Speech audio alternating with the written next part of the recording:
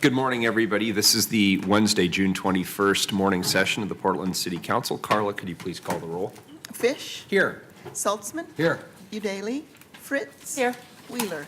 Here. The purpose of council meetings is to do the city's business, including hearing from the community on issues of concern. In order for us to hear from everyone and give due consideration to matters before the council, we must all endeavor to preserve the order and decorum of these meetings. To make sure that the process is clear, I want to review some of the basic guidelines, which I hope makes everybody feel comfortable, safe, welcome, and respected.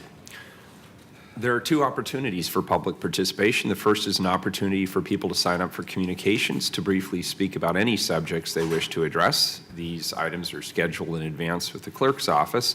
Second, people can sign up for public testimony on first readings of reports, resolutions, and ordinances. If you sign up, your testimony must address the matter being considered at the time. Please state your name for the record. We don't need anybody's full address. If you're a lobbyist, we do need to know that. If you're here representing an organization, please identify the organization. Individuals have 3 minutes to testify unless otherwise stated. When you have 30 seconds left, the yellow light goes on. When your time is up, the red light goes on. Conduct that disrupts the meeting, for example, shouting, interrupting others' testimony, or interrupting during council deliberations, will not be allowed. People who disrupt the meeting face ejection from the meeting. If there is a disruption, I'll issue a warning that if any further disruption occurs, anyone who's disrupting the meeting will be subject to ejection for the remainder of the meeting. Anyone who fails to leave the meeting after being ejected will be subject to arrest for trespass. Personal attacks and insults levied against city and council staff, many of whom are required to be here as a condition of their employment, will not be tolerated. If you would like to show your support for something, simple thumbs up is good. If you don't like it, thumbs down is good too. We encourage people not to act out. Thank you. And with that long preamble, please call the first communications item. Item 696, request of Douglas Peterson to address council regarding being told by the Portland Development Commission to vacate Petersons on Morrison business location of 32 and a half years. My employees are all signed up to appear. Can they appear first and I'll appear last? If you'd prefer, yes. So we have 1, 2, 3, 4, 5 individuals signed up to speak on the same subject. Looks like we have Douglas Peterson, Claudia Brubaker, Shaun Adlon, and Gina Holley. Very good. So we'll take the first three in order. And Charles Wilcoxon. And Charles, thank you. Good morning. Hi. Hi. Whoever wants to go. Okay, I'll go first. Good morning, Mayor Wheeler. Good morning. And City Council members. Thank you for having us this morning. My name is Claudia Brubaker, and I work at Petersons Convenience Store at 922 Southwest Morrison. In the 3 years I've worked at Petersons Convenience Store, I've talked to a lot of people. People that use public transportation like Max, it stops in front of our store, and the streetcar, it stops around the corner. At Peterson's store, there's a sense of community and camaraderie that I've never seen anywhere else. The amount of appreciation for our store from local Oregonians is incredible. They love how we're always there when they need us. We provide coffee and other essentials at reasonable prices. People from out of town come in for directions, souvenirs, or just to chat. One of those local customers is Dolores. Dolores is an Oregonian who lives at the Admiral Apartments on Park and Taylor. Dolores has had numerous hip surgeries on her hips and cannot walk without a walker. Dolores has been coming to Peterson's store at Morrison since 1985. That's 32 years, about as long as we've been open. For Dolores to even attempt to travel to another store would be a great hardship for her. Dolores is just one of the many elderly and disabled downtown residents affected by the closure of Peterson's Convenience Store. The closure of Peterson's store would not only affect elderly and disabled downtown residents, but would cause a loss of many jobs for people like myself. I heard that there was going to be some stalls put in that area where our convenience store is, and that you were going to have women and minorities. And there are a lot of women and minorities working with us now, and I would hate to see them lose their jobs. I don't want to lose my job. So we rely on Petersons to survive. I'm asking you to please consider keeping Petersons Convenience Store at 922 Southwest Morrison open for business during upcoming construction and after construction. Thank you. Thank you.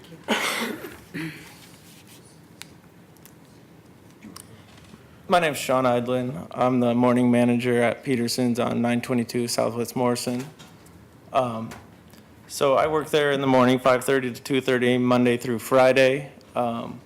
In those hours, I deal with a lot of locals. I have police officers, TriMet, construction workers, you name it. They come through there and they get their soda, their candy bar, their snacks, whatever it is, and they rely on it. We sell a lot of lottery, and we are also about to sell the new TriMet Pass once they begin not selling tickets anymore. So basically, to give you an idea, last week there was a power outage and we lost power for about 24 hours where we had absolutely no power. And the next day when people came back, they said, I couldn't believe that you guys were closed. I didn't know what to do. I mean, literally, these people the next day told me they were banging on the windows when it was pitch black inside, they wanted to get in. And I said, well, I couldn't sell you anything without any power. And, they really they come to us. We're open, till 2:30 in the morning. People stand there and wait for the max, when it gets dark and it's a little bit of a seedier area at night. And it's a safe place to stay. Half the time I'm playing tour guide. I'm born and raised in Portland. I've seen the MAX be developed. I used to ride the 20 bus downtown in high school, until the MAX was developed. And I remember going to Petersons when I would go down to the waterfront and watch the fireworks and stuff, when I was just a kid.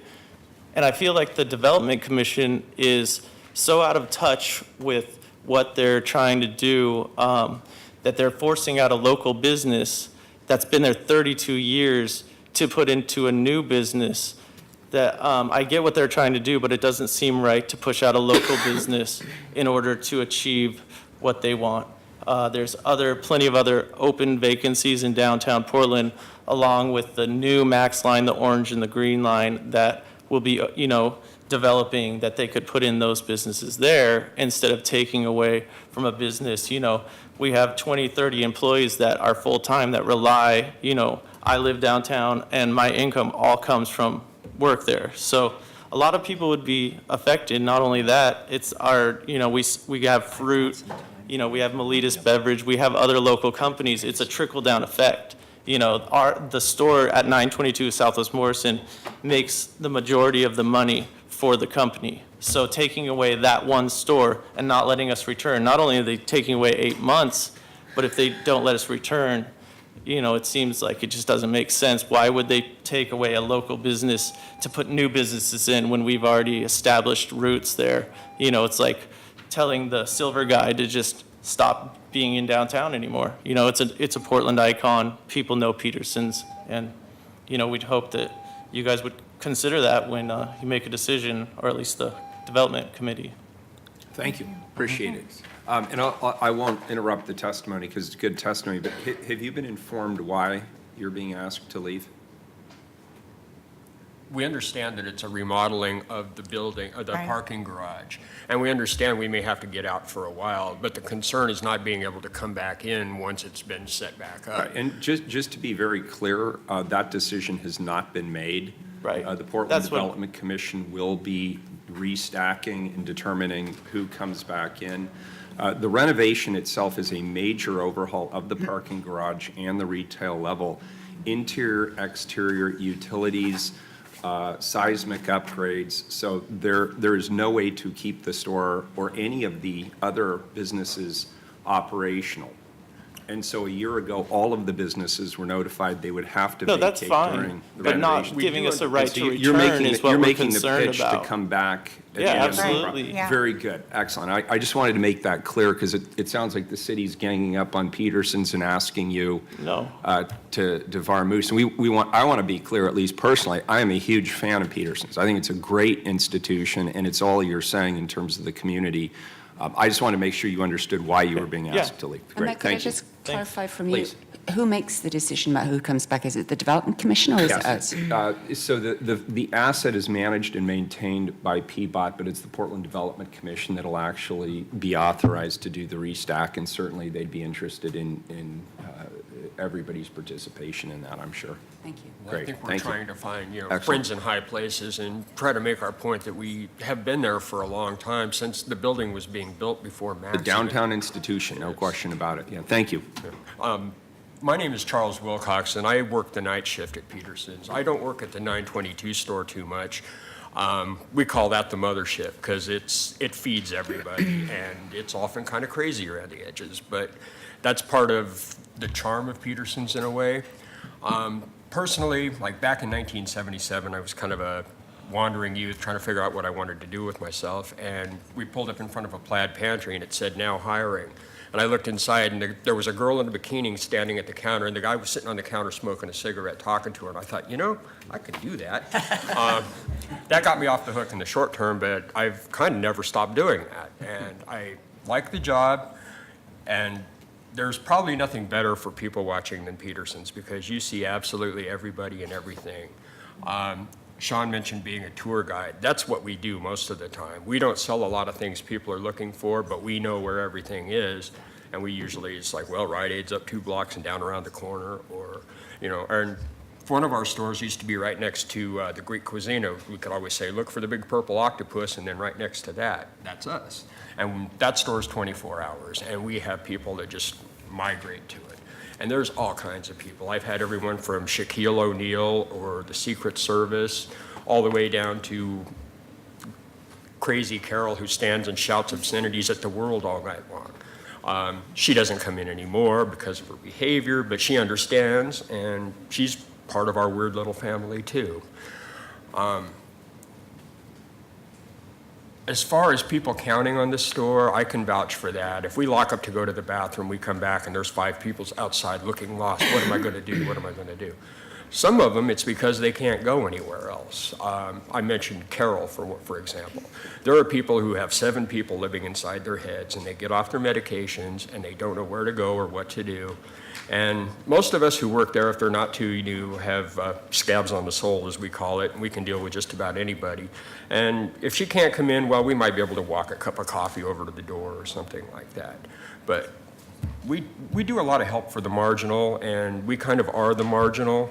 I live in Southeast. It takes 4 of us. We're buying a house in Lentz. We've been there 15 years. I think Fannie Mae didn't count on us to actually do it, but we did it. And I'll be 78 by the time the house is paid off, and I've got about 15 more years before I can retire. And I've been there 12, and I'd kind of like to stick it out at this point. So 70.5 is in the horizon, and it's an easy enough job that I could do it, and I would really like to continue doing it at Petersons. And the way to do that is to keep the one that feeds everybody open, and that's our 922 store. So we're just asking that you let us come back, and Mr. Peterson will be very good about taking over the place if he has some assurances that he will be there for more than month to month.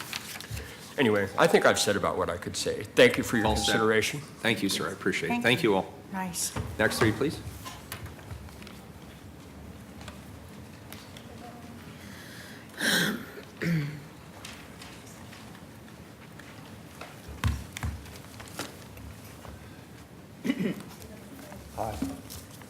Good morning.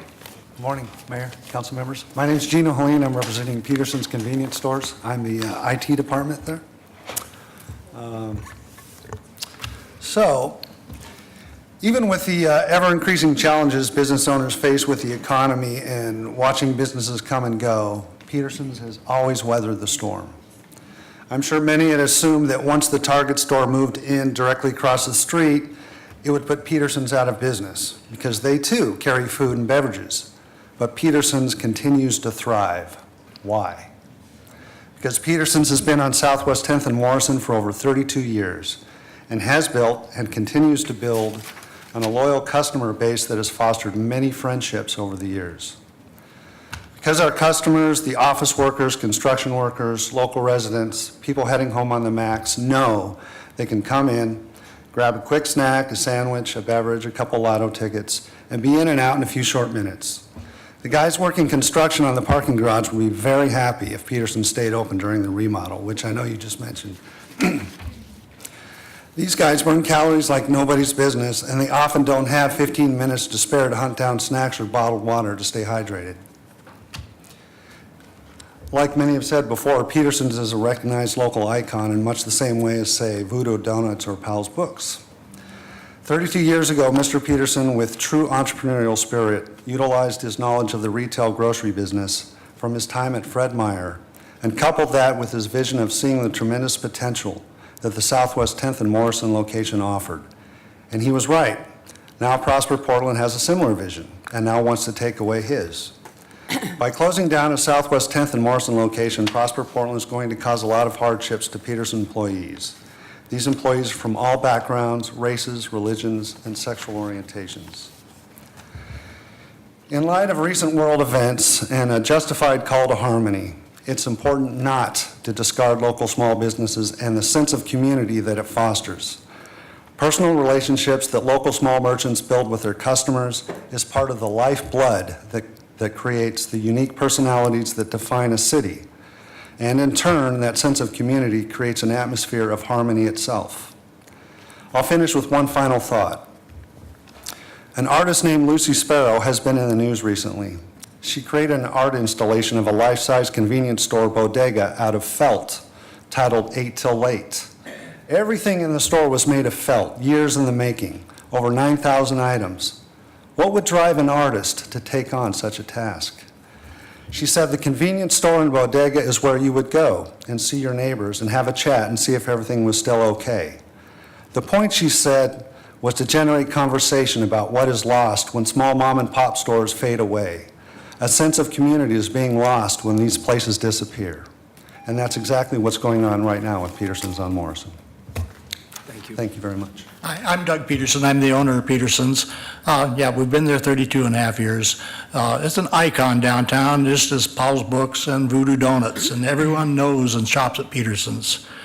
Prosper Portland has identified us as not the correct type of business. Apparently, they don't think our customers are the right kind. Well, these customers are everyday people, business people. They're men and women, office workers, construction workers, service people, students, tourists, everybody. And yet they think that that's not the right type of business. They want something gentrified. They've taken the spaces where we have approximately 2,000 square feet. It's about what we need, and they're changing all the spaces to 1,000 square feet, and they've been very firm, that's what it's going to be. And we would require 2,000 square feet to be able to operate well. We have 900 customers a day, and I think we do serve the right kind of people. And I want to mention we want to be there when the remodel is completed, and want assurances that we can be there. And the second thing is during the major construction, I was with Fred Meyer for 24 years, and part of that time I was the merchandise manager for store setup and such during remodels and construction, and we always worked with the construction people who were able to operate. Starbucks down at Pioneer Square, they're operating, even though the entire square is being totally remodeled and much construction. We're in the middle of the block. It's not where the major construction will be. The major construction on each corner, two of the corners will have new elevators and stairwells, and the other two corners, the retail is going to be built out to the street corner. And it seems to me that there's not going to be that much construction in the middle of the block. Sure, they're going to change the ceilings and new everything, but it's not the major construction, and we would like to be there during the construction. It's a light rail stop. That will be there all through the construction. It's a major transfer station for the streetcar and the library, and TriMet, starting July 5th, is going to be using the new IHOP card. IHOP, I keep calling it IHOP. It's Hop Fast Pass, not to be confused with pancakes. Anyway, this card will eventually eliminate the ticket machines. People will have to buy a $3 card, which we were selling at the store, electronic card, which you upload value on, which we upload the value they want, and when they want more value, they can come back. Now, a person with an iPhone can do it over the phone. There's various ways you can do it. But tourists that are staying in the hotels, there we are. So anyway, I think I will just add one thing. KPTV did a story yesterday, and Facebook, KPTV's site on Facebook, talks about, there's 149 people that have left comments on that site. And a couple of the comments, they can't get rid of Portland's, that's like a Portland landmark, right on the Max line, convenient for the commuters, and a rare grocery store in that part of town. And then somebody else said something needs to be grandfathered in, this store is one of them. Another one said a landmark, it's part of downtown Portland. And I just want to finish by, we want to stay, but the vibes I have from Portland Development Commission, in fact, we appeared 2 weeks ago before the Portland Development Commission, and not anybody from them called me back at all. It's not the Portland Development Commission, is it, anymore? I'm dating myself, it's not Prosper Portland. But I thank you for your time. Yeah, and thank you, and I mislabeled it too, so I also have to put a dollar into the jar. Yeah, it's Prosper Portland now. I will certainly have my team follow up with you on some of these, because the materials I'm reading aren't necessarily squaring with what I'm hearing here in testimony. So I'd like to sort that out, and we're happy to work with you on that. Thank you very much. Yeah, thank you for being here. Thanks for your whole team for being here. The consent agenda, could you tell me which items have been pulled, please? We have 708, 706, 711, and 714.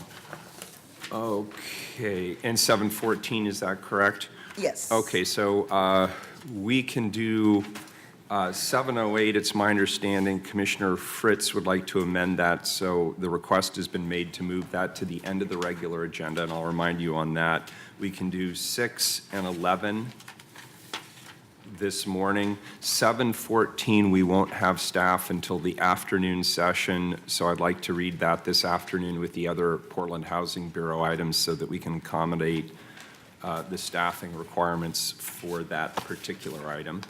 In the meanwhile, can you call the roll? Mayor, can I ask you a question? Commissioner Fish. We have some prospective appointees to the Home Forward Board. Where is that on our agenda? We are going to put 727-2 prior to the time certains, and 7271, we've had a request to move that as close to 10:45 as possible. But we're going to take care of 7272 early in the agenda. Does that answer your question, Commissioner? Yes, thank you. Very good. So with that, please call the roll on the remainder of the consent agenda.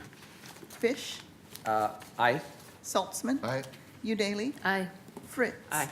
Wheeler. Aye. The consent agenda is adopted.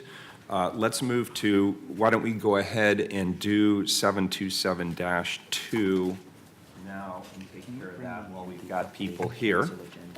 727-2, appoint Jenny Kim to the Home Forward Board of Commissioners. From high-tech companies to nonprofit organizations and healthcare institutions, Jenny has proven herself to be a dedicated leader in our community for many years. She has a proven track record of helping organizations grow and meet new challenges. She's very excited to have the opportunity to impact our city's housing affordability crisis and to provide culturally appropriate housing services to the community.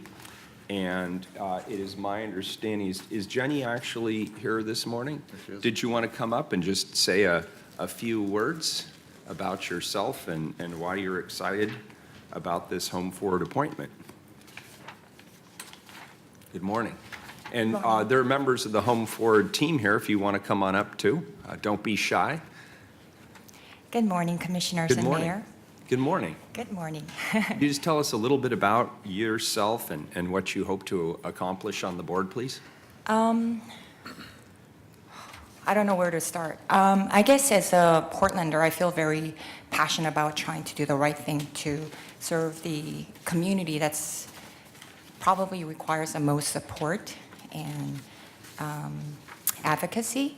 And I have a lot of experience working with immigrant and refugee population, as well as just any marginalized community.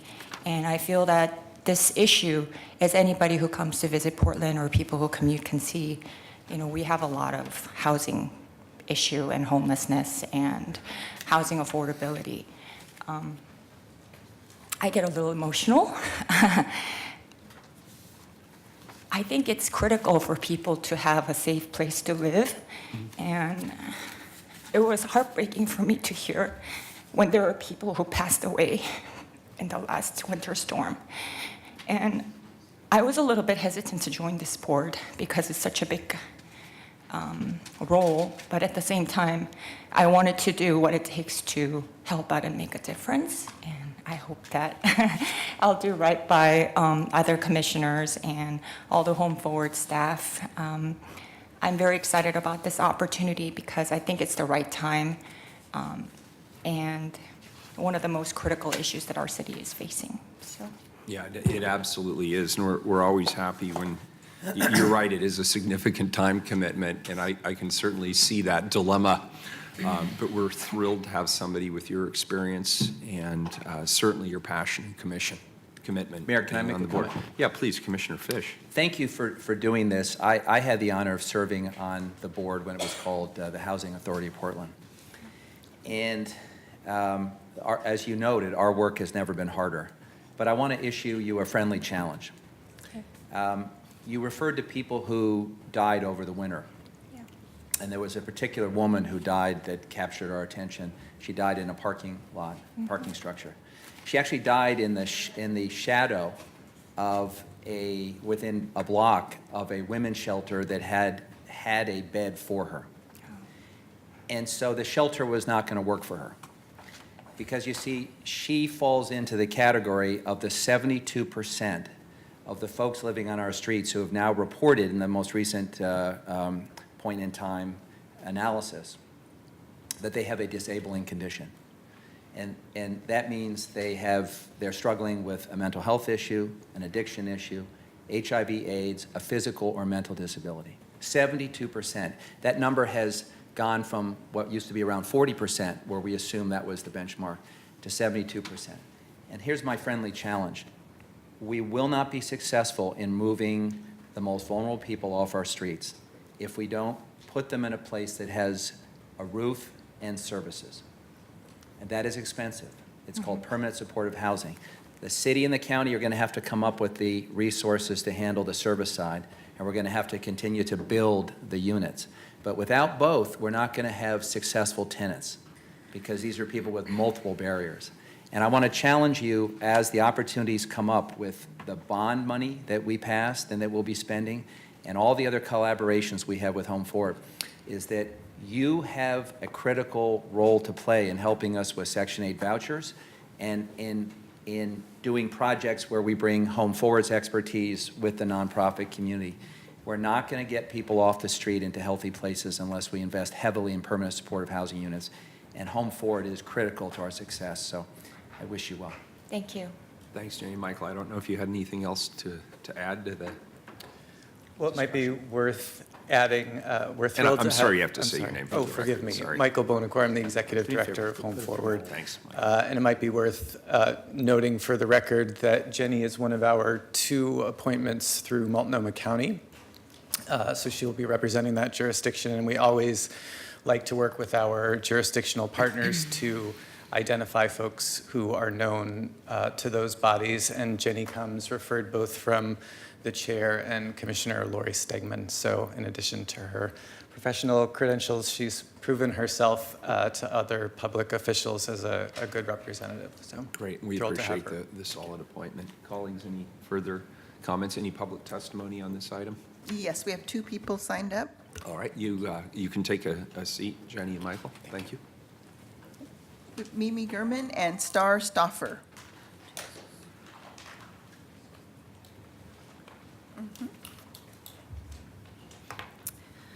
Hi, good morning. I'm Mimi Gurman, and I wanted to say that I feel positive after seeing and listening to, is it Jenny? What Jenny had to say.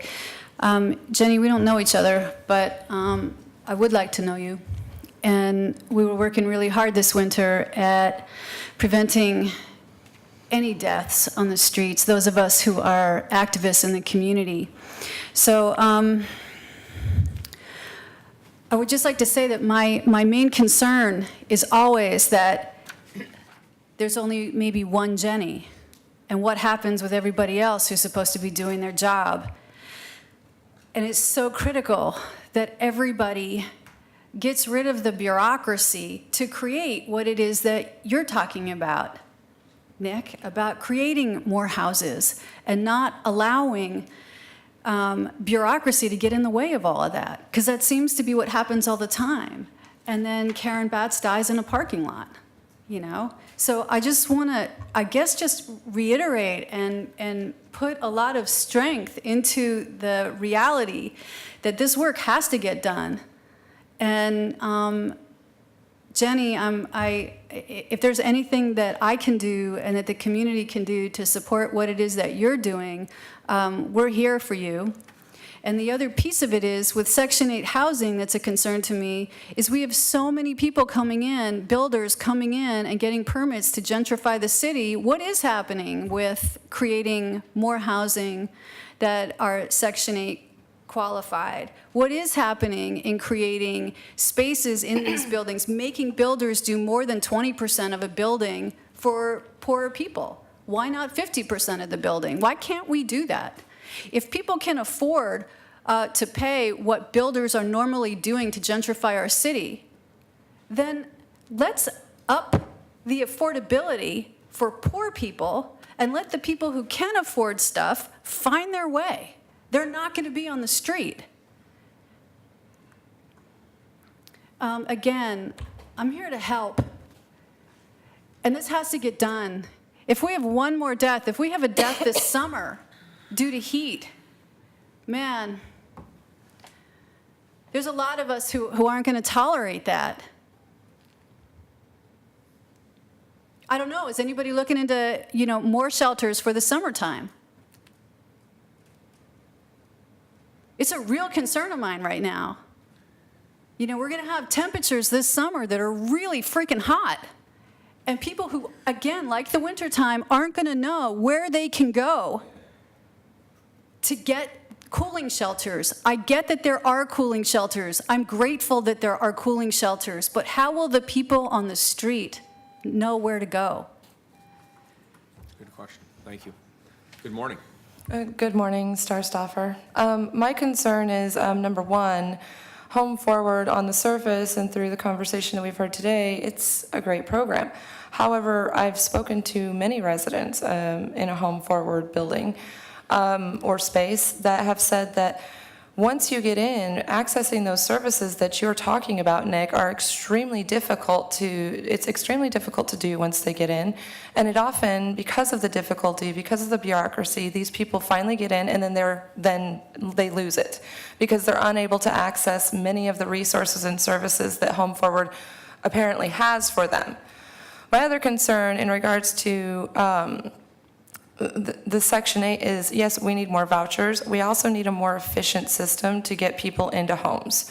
I mean, it takes a long time to get approved for Section 8. It is a long, painful road. And many people, while on that road, fall prey to addiction because they lose their housing and they become homeless, to domestic violence because they're in the process of losing everything. And then by the time they get out on the street, they're completely messed up, way behind as far as where they need to be. And then they still have to wait and go down this long journey of trying to get into Section 8. So some of the money needs to be invested in making that process more efficient. so that people aren't waiting endlessly on this list to try to get into housing, because during that time, they're in danger. They need housing now, not a year from now, not a year and a half from now, today. The other issue is, like she said, it's going to be really hot this summer, and we do not have enough cooling shelters. It's the same thing in the winter, only opposite. We haven't heard anything about what plans are for that. And the employees of that convenience store, that's what we're talking about. That's the gentrification. When you give developers a free license to come run amok in a city, good people like that lose their jobs, can't pay their rent, and end up on the street, and then a list for Section 8 housing. And these are good people up here begging you not to do something that's going to, have them lose their jobs so they end up in this situation. There's a whole lot of things that take place that lands somebody in this type of position where they're extremely vulnerable. The other thing that needs to be considered is more security for women and children who are victims of domestic violence and sexual assault. We're not hearing a whole lot of specialty work in regards to resources for them. They can't just go to any regular shelter, and there are not enough houses that are safe houses for these women and children while they're waiting for permanent housing. So these are all things that need to be taken into account. Not only that, trying to find housing for children to keep them in their school districts so they're not so traumatized, that's something else where resources need to be opened up for that. All of these things need to be discussed. It's a lot of work to do. Thank you. Good morning, everyone. I'm Mary Sipe. First of all, I feel validated by Ginny. I'm now not the only person who was brought to tears by public testimony, and I feel a lot better about that. Mental illness runs deep in my family. In fact, when my son was 40 years old, 5 years ago, he went back to school and became a psychiatric nurse, and I'm sure Commissioner Fritz knows the kind of pride I have in that. But what Star and Mimi are talking about is a really valid issue, but there's something that we often overlook, and that is no matter how close to a shelter someone with mental illness is, we can't force them to go into that shelter unless they're an imminent danger to themselves or others. And that is the most ludicrous, arbitrary thing that we've ever done in this country, is to, we used to throw them in institutions. Now we either then we threw them out on the streets, and now we throw them into jails. And we have to figure out a way to, I hate the word force, but we have to find a way to recognize that people with serious mental illness do not have the capacity to make decisions. They have barriers. I have a brother who is 75 years old who has battled schizophrenia for 50 years. 10 years ago, when he was in a crisis, I tried to get him into housing, into treatment, to get him food stamps, and he fought me every step of the way. I became his enemy. In fact, the last words he ever said to me is, if it's the last thing I do, I will effing kill you. This is what we're dealing with. These people, here I go again. We have to, it doesn't matter how many permanent support housing facilities we have to figure out a way to channel them into help in spite of resistance. We have to figure that out, and we can't sit up here and scream and yell and point our fingers at individual people and calling them murderers because someone who we could not help died on our streets. We've got to all come together, and we've got to figure this out. Thank you. Mayor, can I just say one thing to you, which is, there's a system in Philadelphia called Code Blue, and it addresses, it's run by the police and it's run by the city, and it addresses that very thing, and no one is allowed to stay out in the weather and inclement weather in Philadelphia, and it's been working really well. Thank you. Excellent. Thank you. Is there any further public testimony? One more individual. Great. Thank you. Yes, my name is Lightning. I represent Lightning Super Watchdog X. One of the concerns I still have throughout this city is that when we're talking people with drug addictions or mental health conditions, we need to start understanding that they need to be in housing first. They need to be the ones being offered the unit to move into, again, with more services provided. We have to understand that, unfortunately, a lot of times what we see is that somebody, let's just say with a serious drug addiction, let's say heroin, meth, opiates, they are the ones that are out on the sidewalks. And the reason is, it's not the addiction, it's being excluded from certain shelters, certain places to go because of the addiction itself. It's the mentality of saying, you need to stop your drug use immediately when they've been doing drugs for 10 plus years. This is a reality in our society that we have to understand.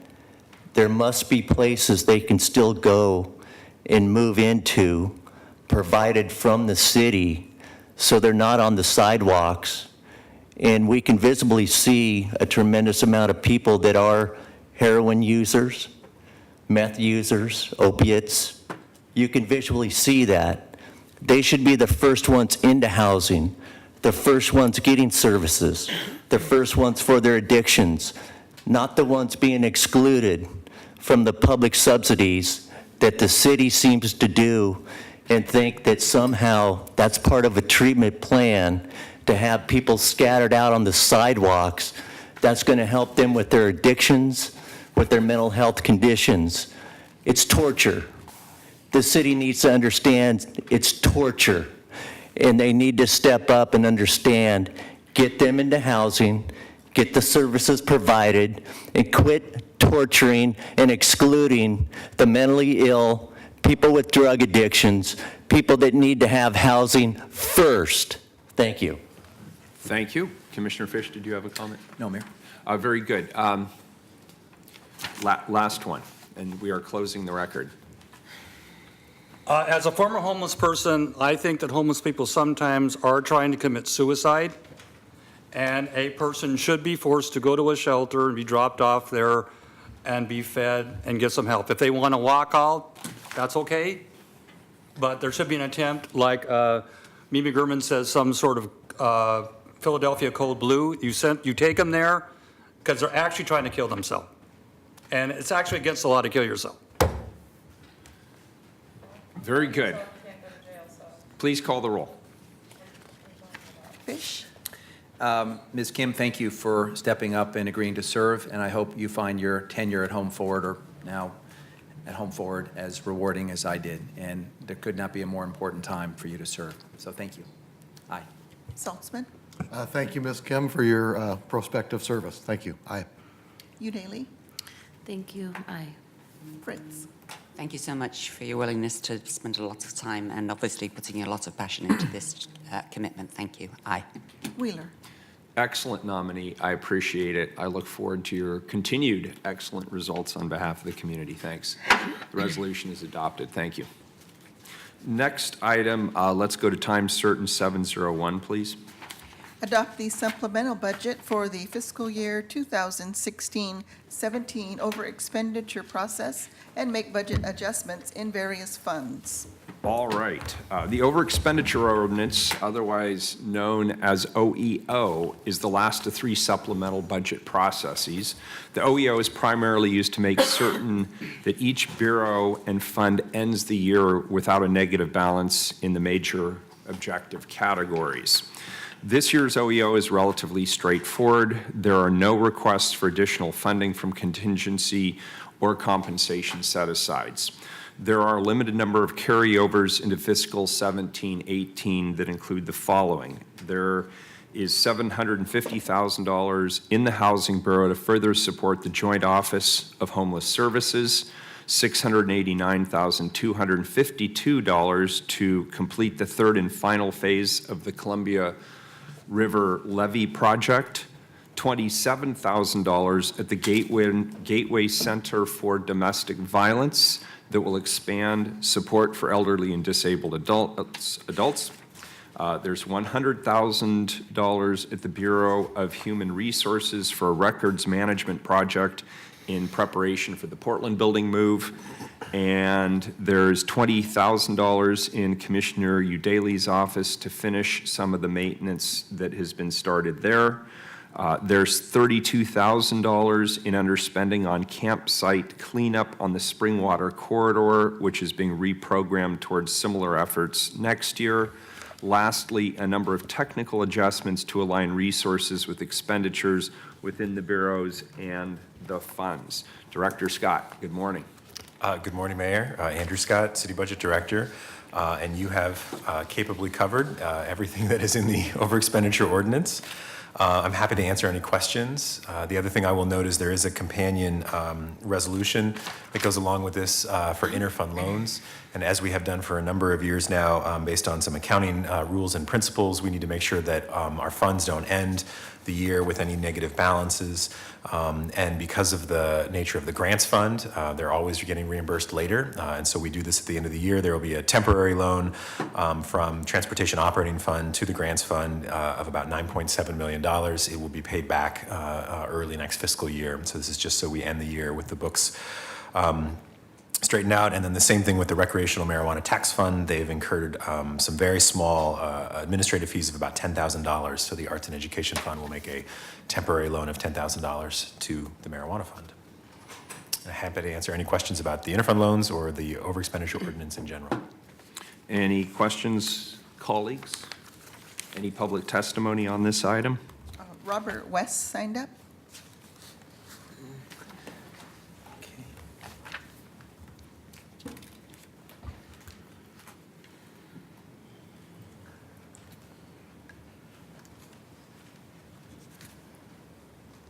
Good morning. Good morning. My concern is that, everyone that's living now has a budget. And, I can't just decide, well, hey, I get $700 a month, I'm gonna spend $850 a month. And then come back to the city and say, well, hey, I spent too much money, I need more money. This is the opposite of that. Did you know that? Yeah, I know. This is an over-expenditure ordinance, or an under, these are actually resources that have not been expended in this year that are being carried over to continue the work. Okay. The other thing that I have, the other issue that I have is that money shouldn't be going from one place to another, especially private organizations, to the city. The book should be covered so that you don't have to go to someone else to get money just for a short period of time. And that's what I got to say. Thank you. Appreciate it. Please call the roll. Fish. Andrew, is this the last public appearance you're making before us on the budget until the fall bump? So thank you. And, Mayor, there's a lot of detail to this report. One thing I do want to just call out, there's about $7 million of resources that the Bureau of Environmental Services, additional user charges, debt service, reserve savings, and delayed vehicle replacement costs. Those $7 million are going to be transferred to the construction fund and will allow us to delay the next bond sale. So that's good news for our ratepayers. I'm pleased to support this ordinance. Aye. Saltzman. Well, thank you for this, and I do want to highlight the interfund transfer, the carryover of the $37,000 for the Gateway Center for Domestic Violence Services that will enable us to begin to serve elderly residents who are in need of, often find themselves in need of restraining orders, which the Gateway Center does right now for survivors of domestic violence. And this will allow us to expand our services to also serve elders who need restraining orders as well. Aye. Udaley. Aye. Fritz. I need to call out the transfer of savings from the general fund in the Portland Park Bureau to the Golf Fund. The Golf Fund has been in the past completely self-sustaining, an enterprise function that we call it. This is the first time that general fund resources have been used for the golf program, and it will be the last. So Director Mike Abate and the staff and I will be taking a in detail look at how to make sure that we don't use general fund for this in the future. And all options will be on the table, up to and including suspension of the golf program if necessary. We're exploring options, and obviously there will need to be a full public process to discuss this issue, which we will be starting shortly. And because we recognize that while the weather has been bad, with climate disruption, it's not likely to get any better. And nationally, there's a downward trend in golf participation. So thank you to the staff and to the City Budget Office for all of the adjustments here. This is the one that will be my most urgent priority. Aye. Wheeler. Aye. The ordinance is adopted. Please read 702. Authorize temporary operating loans between various funds to provide interim funding to cover lags in federal, state, and other grant reimbursements and other negative cash and fund balances. Director Scott, do you have anything else to add on this? This is the companion. Any further public testimony? I had one sign-up sheet for that. I thought we read them together, Mayor. I didn't We read both did not titles. read them together. So who signed up for this? It was the same two, or Mr. West, rather, sorry. Did you want to testify on the interfund loan? Please call the roll. Fish. Aye. Saltzman. Aye. Udaly. Aye. Fritz. Aye. Wheeler. All right, the resolution is adopted. Let's move to 703, please. Accept the bond Phase 2 project list for the $68 million Parks 2014 general obligation bond. And please read 704 with that. Authorize $39,576,793 of general obligation bonds for parks projects and refunding bonds. Commissioner Fritz. Thank you, Mayor. First, thank you to the voters who approved the Fix Our Park bonds measure in November of 2014. Thank you again, Commissioner Fish, for participating in that campaign. I will always remember your diligence and kindness. This measure passed because 74% of Portland voters said yes to authorizing $68 million in bonds to fund the most crucial safety and repair needs in our park system. This is not for a lot of shiny new stuff, it's for doing basic services in our parks. And under my direction, Portland Parks and Recreation worked with the community to establish the criteria about what projects should be selected on our first Phase 1 bond measure list. That, by necessity, was a fairly short process, and the things that were done in the first part of the bond measure were the most urgent needs to fix things like the 100-year-old heating system at the Grant Pool and things like that. We now have had a much more thorough public process to gather feedback on the proposed Phase 2 project list, and we heard that, again, 73% said the proposed bond project list does successfully meet the original critical repair needs and the criteria that we put before the voters. And of course, we've heard many other concerns and reports of repair needs throughout the community. We know that all of these are important. Not all of these needs can be met with this bond funding. In fact, there's still going to be a $258 million funding gap for major maintenance over the next 10 years. As Parks Commissioner during this process, thank you to everybody who took the time to participate. I hope people will participate as we continue to look at how are we going to keep our park system one of the best in the country, if not the best. I may be biased. And thank you again to staff. So Director Mike Abate is going to kick off our team. Thank you, Commissioner, Mayor, members of the council. Mike Abate, Director of Portland Parks and Recreation. We're thrilled to report that that all 34 bond projects that were in the Phase 1 list are either completed or are well underway. It includes projects that repair or replace playgrounds, trails, bridges, restrooms, and ADA, Americans with Disabilities Act improvements at various sites around the city. When council voted in July 2014 to refer this bond measure, We submitted an initial list of those projects. That was the bond phase 1 list. That accounted for about $48 million of the total, and we said at that time that there would be a public process to address the remaining $20 million, and that's what the process is that the Commissioner just referred to. This has been a wonderful opportunity to do an extensive asset management assessment of all of our facilities.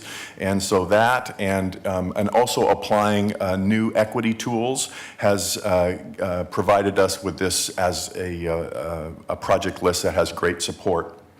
The public was deeply engaged in this, as the Commissioner mentioned, and they helped us make those choices. Commissioner Fritz mentioned the $258 million of additional work, even after this bond is done, to repair and replace various things in parks. But you also know that, that our community is growing and that there still are parts of our community that don't have access to parks. Even that is estimated at about, the need there is another $400 or more million. And since this bond is for repair and replacement, it doesn't address that nearly $500 million funding gap in what we call growth, but new things in places that don't have them. So we'll continue to work with the community to further prioritize the many maintenance and growth projects that we fund under other processes like system development charges, and also talk with you all about other opportunities for funding to help meet those growing needs. I'm joined today by Lauren McGuire, our Parks Development Program Manager for the bond, and also Eric Johansson from OMF, the Debt Management Division. And at this point, I'll turn it over to Lauren. Hello, Mayor Wheeler and members of the council. My name is Lauren McGuire. I'm the Development Program Manager for Portland Parks. And we're here today for two reasons. We have two council agenda items. 703 is the report, which we will ask you to accept the bond phase 2 project list, and also 704, which was the ordinance to authorize $38,576,793 of the general obligation bonds for the parks projects. As Mike said, we have the $68 million bond, and we're repairing and replacing failing playgrounds, trails and bridges. Our pools, our facilities to protect workers, Pioneer Courthouse Square is underway, and we do accessibility repairs and restroom and other safety repairs. This shows map that shows that the projects all over the city that we're working on. We have currently 34 projects in phase 1, and as Mike said, we have 8 of them complete by the end of June. So in order for us to identify the projects on the original bond phase 1 project list, Portland Parks and Recreation worked with the public to establish a set of criteria to help establish priority projects. And so those original criteria focused on urgent repair or replacement needs. And as we began to look at how we should identify phase 2 projects, we used that original criteria. We went to the public and said, is this criteria valid? And they substantiated that. And then we said, okay, using the criteria then, which focuses primarily on urgent safety concerns and urgent repairs, we said, what are the commitments that we made to the public in the bond language? So the original bond language called out specific projects, and it also called out, for example, in the playground theme category, it said, we're gonna do 10 to 20 playgrounds. So we looked at those items and said, okay, what have we done for phase 1? So we've done 7 projects in the playground category. So that means we have to do at least 3 more to meet our obligations. So we went through the entire list and decided what our obligations were. And then, as Mike said, our asset management staff did a pretty thorough analysis of the assets that we have in our system, particularly the playgrounds, the bridges, the pools, and the roofs. And we identified what was most likely to fail and what would have the greatest consequence if it did fail. So there's many more replacements and repair needs than we have money for in this bond. So we had this giant list. And in order to shorten that list a little bit, we looked at different equity factors. So we added equity rankings, and they were based on diversity, so populations with diverse communities, populations with a high percentage of youth that were under 18, and also incomes less than $25,000. And that helped us develop a shorter list, and then that shorter list was vetted with the public. This particular document is included in your packet. It's the proposed Phase 2 project list. And we're going to be going through that in some detail, but not in great detail. So if you have additional questions at the end, be happy to answer those. This is a brief overview of our intensive public engagement process. We initiated to gather the input on the proposed project list. We had numerous community outreach meetings and with neighborhood coalitions. We also did town hall meetings, 2 of those, and community meetings, web postings, and informational publications. The efforts help to ensure that the improvements proposed for the list meet the needs and expectations of the community. This is a map that's also in your packet. It identifies actually 47 bond Phase 2 projects that are proposed and the relative locations. You can see they're spread out all over the city. The criteria, our commitments to the public, our remaining obligations, and then our analysis and the public process resulted in our list. And so in each of the categories, we identified projects, and we've done some scoping on those projects to give us an initial cost estimate on what those would cost. We have 3 projects that are playground renovations, total renovations, and Gabriel Park is one. Gilbert Primary Park is another one, which is on Southeast 134th and Foster, and then Glen Haven Park, which is in Northeast Portland. In this category, we're calling play piece replacements. We're going into playgrounds where we've removed playground equipment for lead-based paint issues, and we're going back and replacing them all over the city. We have 20 different sites we're replacing here. We're also doing 10 sites that are drainage issues and other issues in playgrounds. So we'll be touching 30 different playground locations there. In the Trails and Bridges category, we have 3 bridges. The Foley-Balmer Bridge, which this is a picture of where it used to be. It's gone now. The Marshall Park Bridge, which you can see is closed, and the Springwater Trail Bridge, which needs redecking. On our pools, we promised the public that we would do Peninsula Pool, and we've done a report on that for Phase 1, and now we know what our costs are going to be on that, and so we'll be repairing that pool. We have 3 specific accessibility projects that we're including. Multnomah Arts Center is one of them.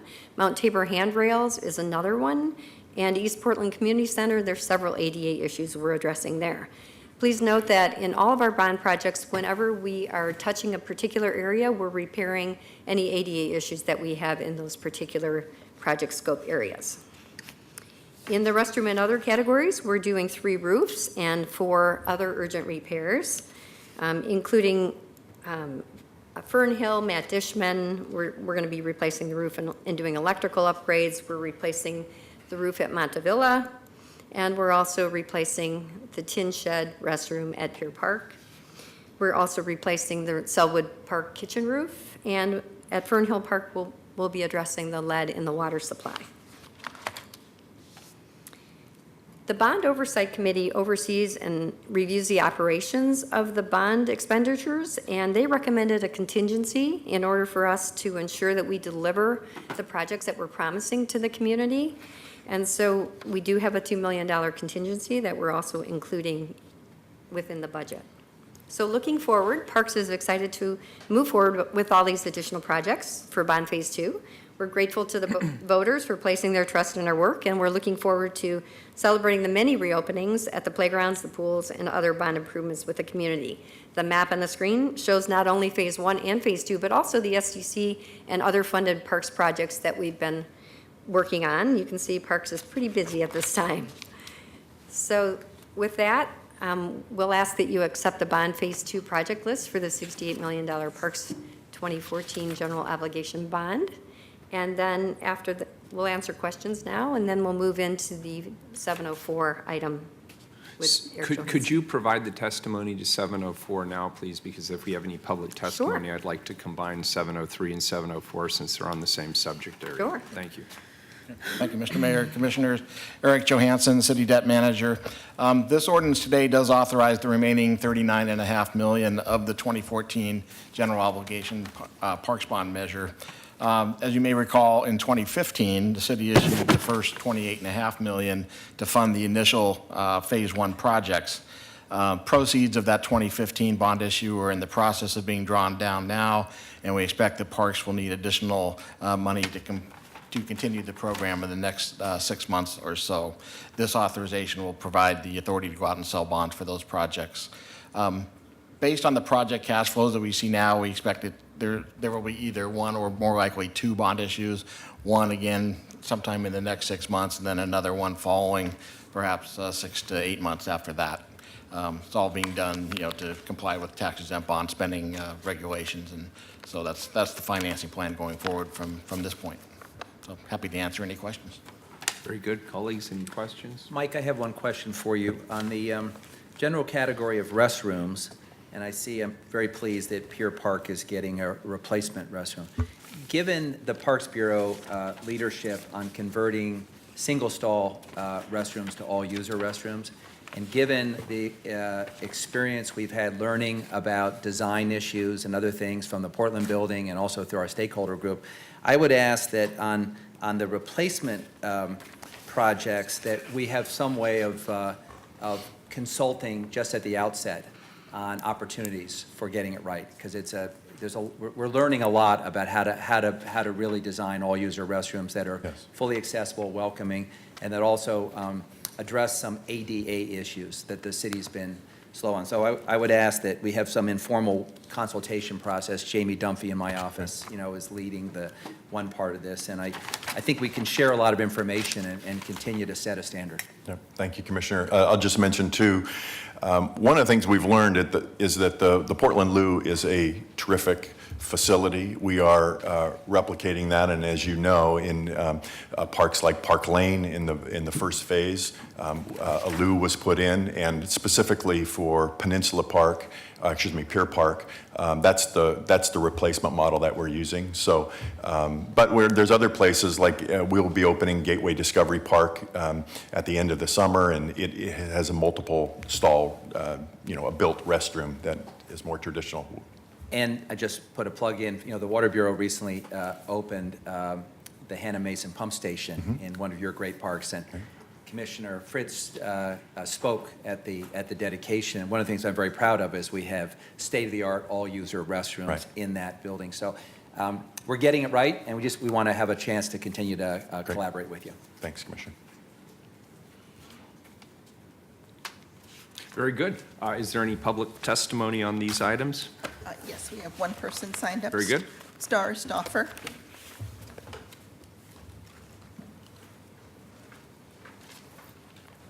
Good morning. Good morning. And this is really just in regards to the loo problem. My question is, with all the money coming into the parks, they're obviously getting enough funding to build endless parking lots and manicure endless amounts of grass, and we've spoken on that before. My issue is, why do I not see loos in the parks in southeast Portland going out towards Gresham anywhere? There are sometimes bathrooms in these parks, and the bathrooms are often closed, or they are on the complete other side of the park, meaning that any child or person that wants to use it has to walk completely away to the other side of the park from the parking lot, such as like Columbia Park in North Portland.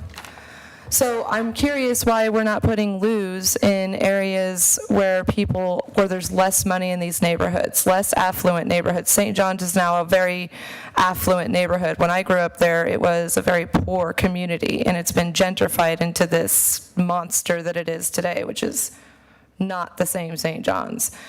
So we're putting a loo in there. Well, people of color need to use the bathroom too, and they need to be able to do so safely. And in their neighborhoods where they've been pushed out to, I'm not seeing a whole lot of public access for bathrooms. And stores, business owners, they're not offering that access either. So if we're going to be talking about these loos, I'd like to start seeing some more loos on the northeast and southeast side of this city, so that we're catering to all of our citizens and giving them safe access to what everybody needs, a place to safely squat and pee, for goodness sake. So let's get some of the loos out there so that those people have access as well, and not just in these white affluent neighborhoods. chances are they have a safe place to be. They're white and affluent. Thank you. If I might Commissioner just Fritz? address, Yeah, you bet. so more than happy to give you a list of some of the ones that we've put in already and others that are planned. And if you'd like to know the facts, you're welcome to talk with my parks staff. Director Abate mentioned Park Lane, which is beyond 148th and Southeast Main.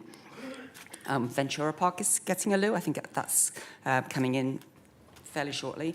In both of the new parks in Far East Portland, Lewitt View and Gateway Discovery Park, both of those will have restroom facilities. I think it's a loo at Lewittville, and as Director Abate mentioned, multiple single stalls at Gateway Discovery Park. And by the way, there's also one at Carnamox Park. So I will champion my role as loo provider in every single new park. In fact, we have a policy now that new parks need loos. So I share your concern, and indeed we have acted on it. And if I could just add, Commissioner, the loo, for those of you who are new to this issue, was something that former Commissioner Randy Leonard championed, actually got a patent. And a number of years ago, we spun it off, and actually it is now being manufactured by Madden, a local company, and the city gets a commission on every sale. So we're very pleased when we hear about cities across the country that purchase loos, because the city gets a commission for that, a fee. And we're also pleased that Commissioner Fritz has integrated the loos into the East Portland Equity plan that is bringing unprecedented level of park access to East Portland. Very good. Commissioner Daly. I was just wondering what the unique elements of the loo were that warranted a patent. Be happy to go into that, Commissioner. We could do it some other time. We're not sure we want our competitors to hear this conversation. Yeah, but again, I'm sure either of us would be happy to brief you on that issue. Okay. I need a loo briefing, Jamie. Well, there we have it, folks. Could I get a motion, please? I move to accept the report. Second. So we have a motion from Commissioner Fish, a second from Commissioner Fritz on item 703 to accept the report. Please call the roll. Fish? Again, I think we should thank Commissioner Fritz for championing the bond effort, which I think got 72% of the vote.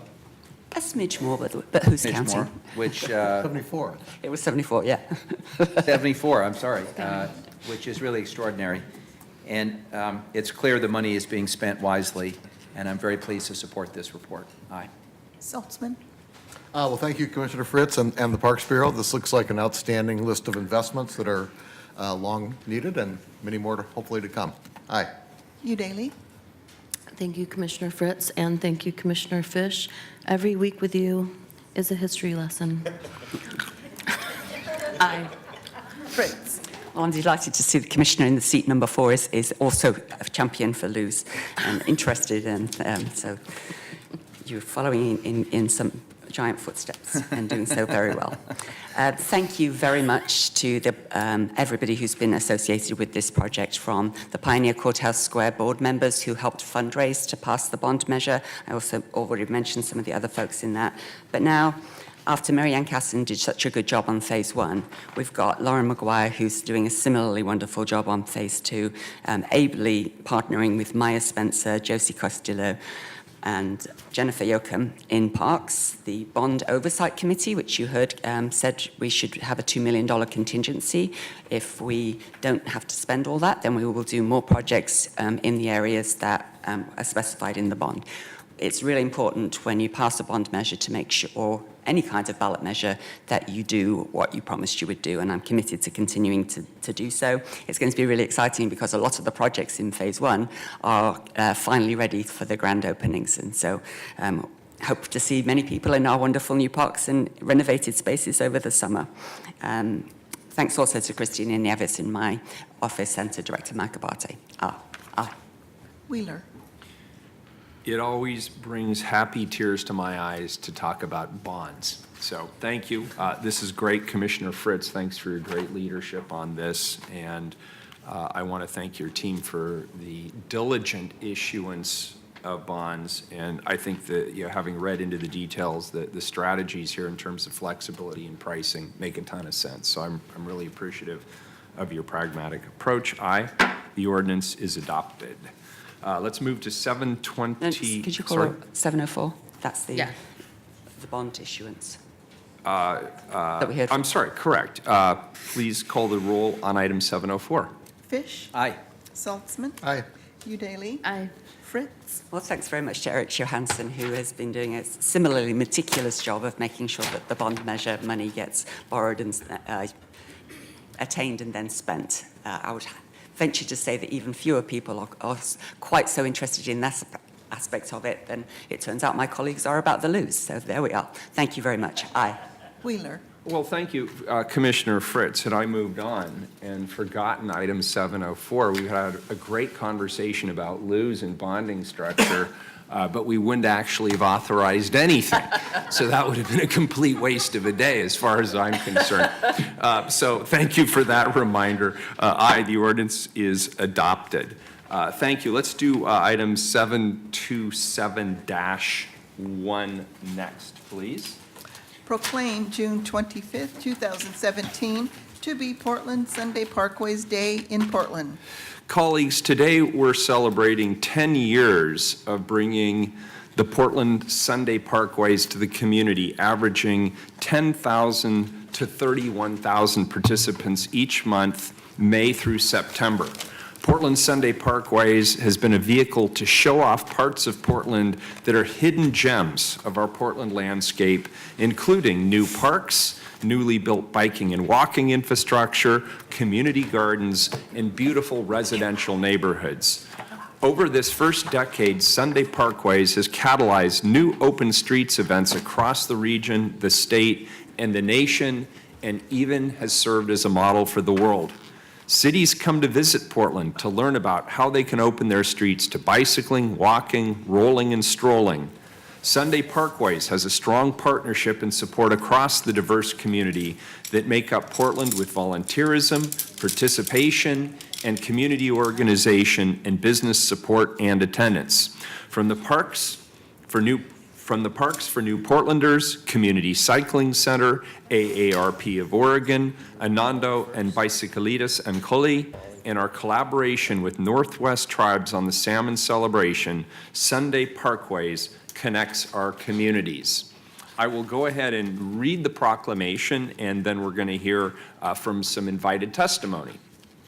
Whereas, for 10 years, the City of Portland Sunday Parkways, presented by Kaiser Permanente, has promoted healthy, active living through a series of free events, opening the city's largest public space, its streets, to walk, bike, roll, and discover active transportation, fostering civic pride, stimulating economic development, and representing the community, business, and government investments in Portland's vitality, livability, and diversity.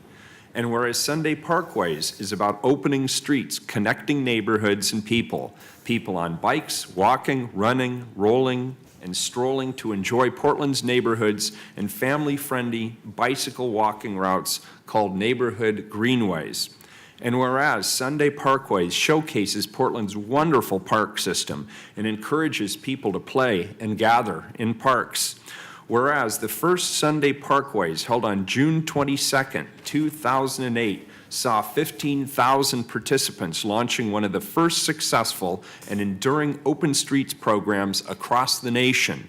And whereas the community has embraced Sunday Parkways, including 691,815 participants, over 39 events, hundreds of community organizations, places of worship, agencies, local, regional, and national businesses and vendors, more than 734 individual donors, and dozens of sponsors through its 10-year history.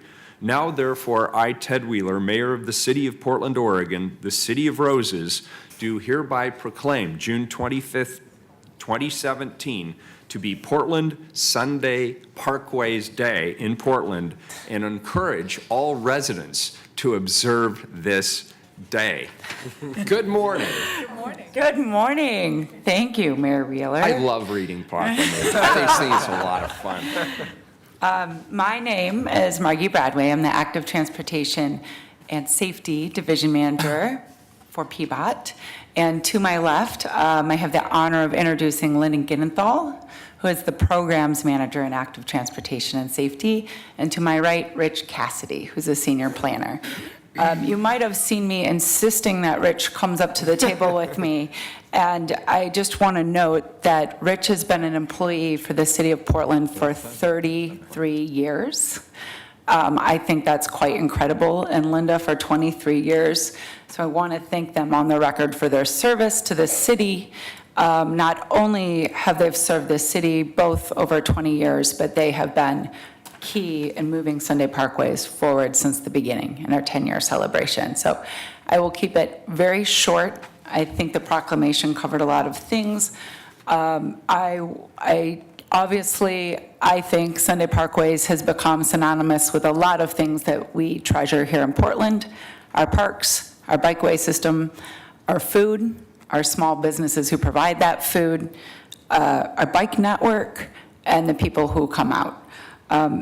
The magic of Sunday Parkways doesn't happen without a lot of effort. So there's a list of people that I want to thank.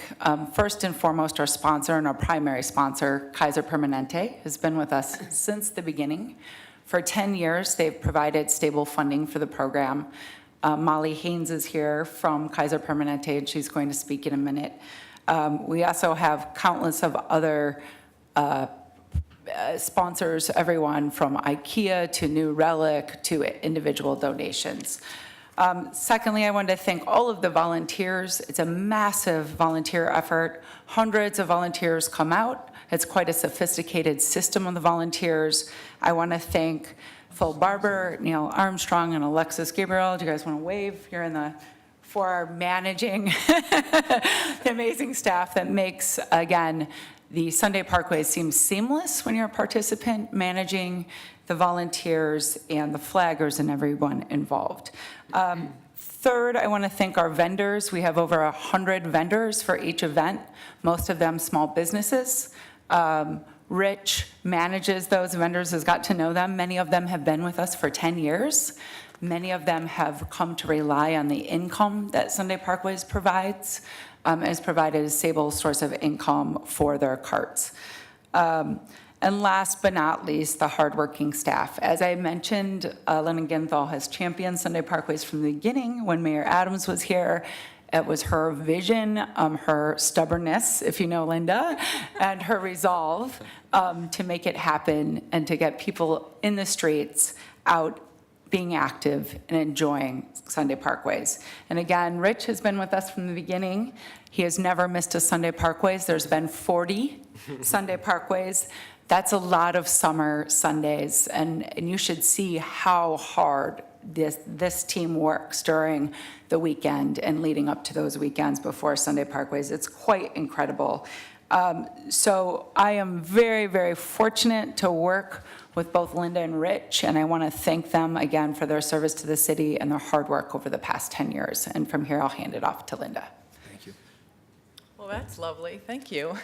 My name's Linda Ginenthal. I live in Southeast Portland, and I wanted to thank you, Mayor Wheeler, Commissioner Saltzman, Commissioners Daly, Fish, and Fritz. I can hardly believe it's been 10 years since we first launched Sunday Parkways. I am so proud to have been the lead and the architect, along with my colleague, Rich Cassidy, on this amazing program. Together, our team from PBOT and park staff, volunteers, community groups, and businesses, we've really built something pretty special. So I wanted to take a moment to read a little bit of the Oregonian editorial that came out the Tuesday after the very first Sunday Parkways. It sort of touches on the transformative nature of Sunday Parkways, and we were sort of astonished then, and in reading it again, we're sort of astonished again. So I will read only parts of it. So many thousands of citizens had a North Portland date with a different impression. The event called Sunday Parkways was way more than a bicycle ride along 6 miles of traffic-free streets. It was an astonishing demonstration of just how well the connective tissue of the civic infrastructure can function when cut free from car-centric thinking. As for anyone who has ever been to a block party knows, streets serve as a terrific village greens. By noon, it looked to us that much of North Portland had turned into Brigadoon, for those who know what Brigadoon is.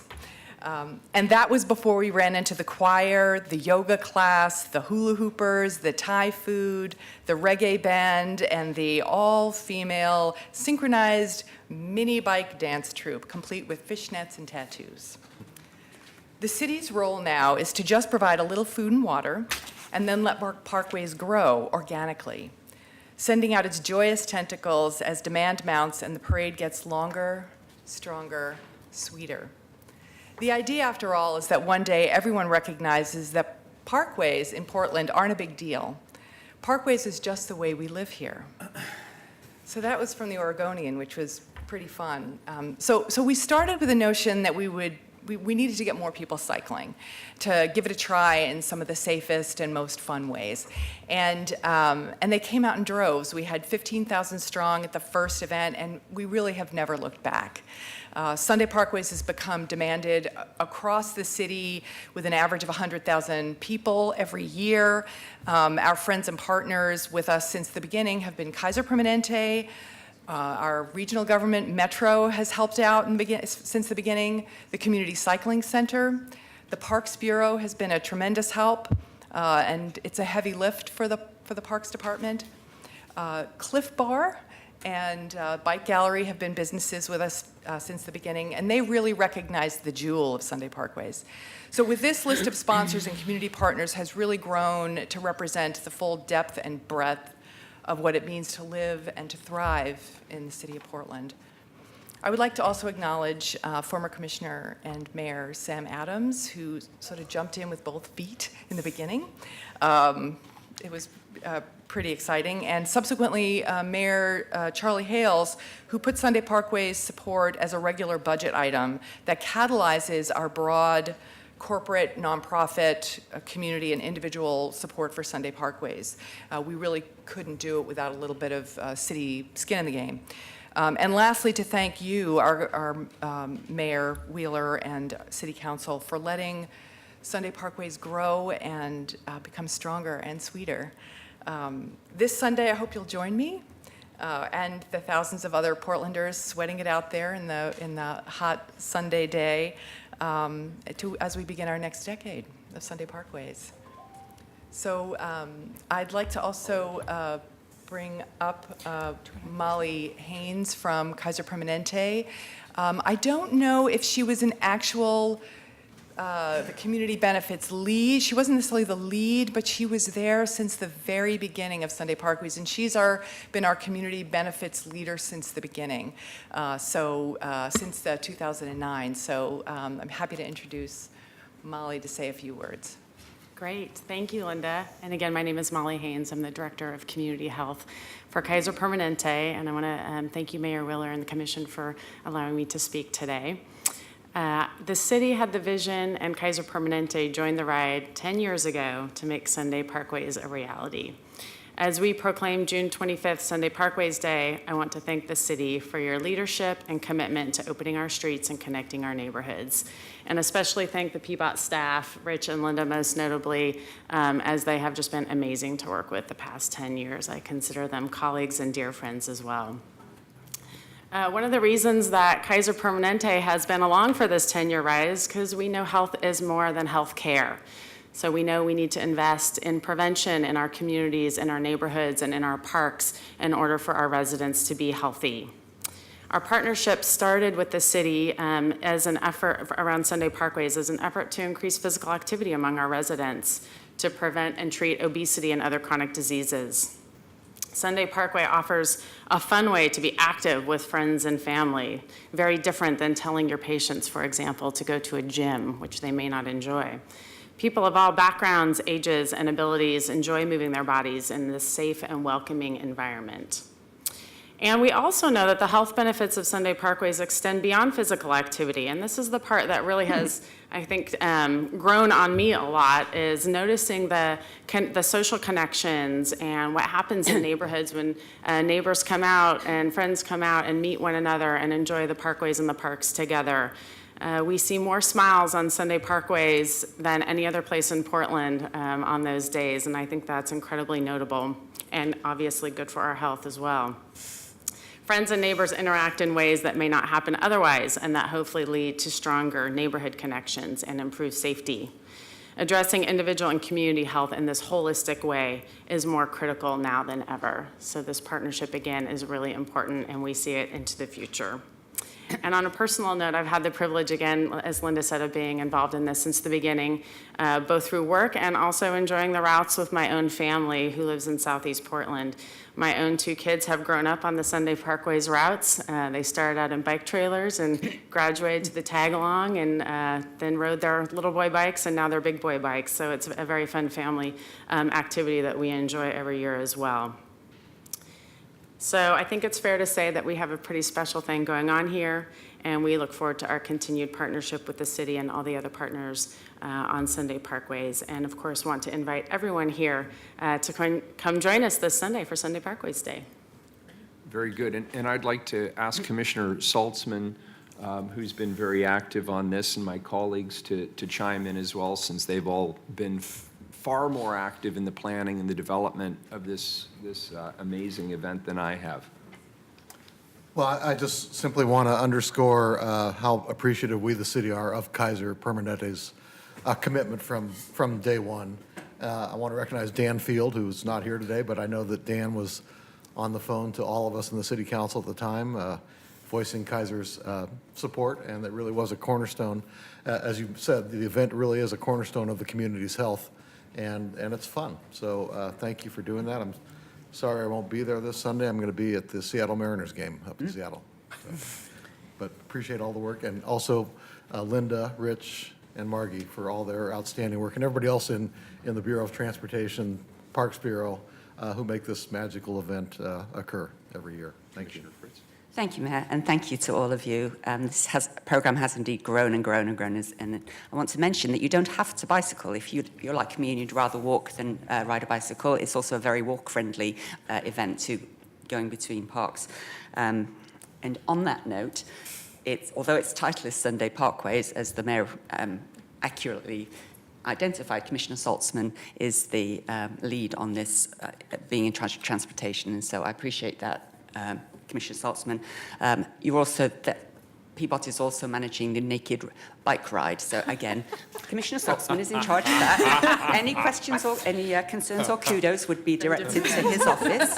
No comment. And I really appreciated that you read part of the editorial, and you talked about the energy and the organic nature, the editorial did. It reminded me of last Thursday in kind of in its style, except that it's far more equitable. It's in different neighborhoods. It's everybody has an opportunity to be in it because it's during the day, it's not late at night and whatever. And on that note too, one of the pieces, we can't obviously say all of the great things that happen at Sunday Parkways, but one that I was particularly involved in is with the New Portlanders program and making sure that there are employment opportunities for immigrant youth, directing traffic, and they're getting their first experience of some of the wonders of Portland and also having a job that they felt good about. And so thank you for incorporating that into your program.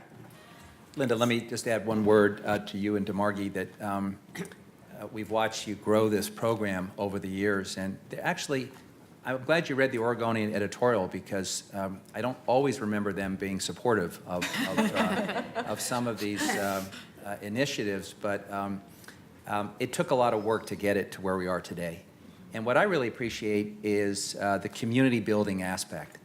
It's being able to stop at a tent and talk to someone from Elders in Action or a bureau or learn about salmon or whatever. I appreciate the emphasis on healthy food. There is some healthy food that you can have. I love the active things that Parks does, where you can go join a long line of people doing, wild dancing. And the thing that for us, I think is also kind of special is so much of our lives as commissioners and as bureau leaders is programmed. We're in council, we're in formal events. I love the fact that we're on our bikes mingling with residents and folks. And when you're stopped at a light, just exchange, talking to folks and getting to know them. it is a wonderful community-building exercise. It's a healthy exercise, and it's really fun.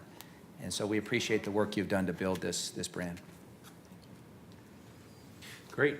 I just have one question, and that is, what's next? How do you top this? How do you continue to grow the brand? What sort of visions do you have for the future? Do you want to? Yeah. Look like Linda wants to talk. Yeah, so. Have I made a mistake here? No, there's a couple of things. Good. We have been working with Oregon Walks, which is a advocacy walking organization, and they have sort of taken the brand of Sunday Parkways and moved it into Oregon Walkways, which are focused on walking routes. And so this August 6th, last year we had our first walking Oregon Walkways event in Cully. It was called Cully Camino, which is Cully Walks. And this year they're doing a Lentz Ring walk. And so looking at expanding these open streets programs and looking at how Portland can be in the streets is where we're going for our next decade, is really looking at how are we using this amazing infrastructure that we have and bringing it to the people, both in terms of community engagement, volunteerism, and then expanding the active transportation in the city. I don't know if there's other things you wanted to add. Yeah, I think you hit on it. Where I've seen the growth is there's always a demand for more Sunday Parkways in terms of events, but I think where we have grown is the quality and the type of people that we reach. So we've tried new routes in East Portland.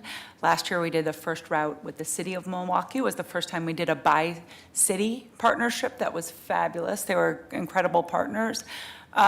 Because we could do many, we could have Sunday Parkways every weekend, and there's certainly advocates who would want us to do that. But I think the quality of the routes, the quality of the engagement would decrease. So it's about where and who we engage and continuing to up our game in that way.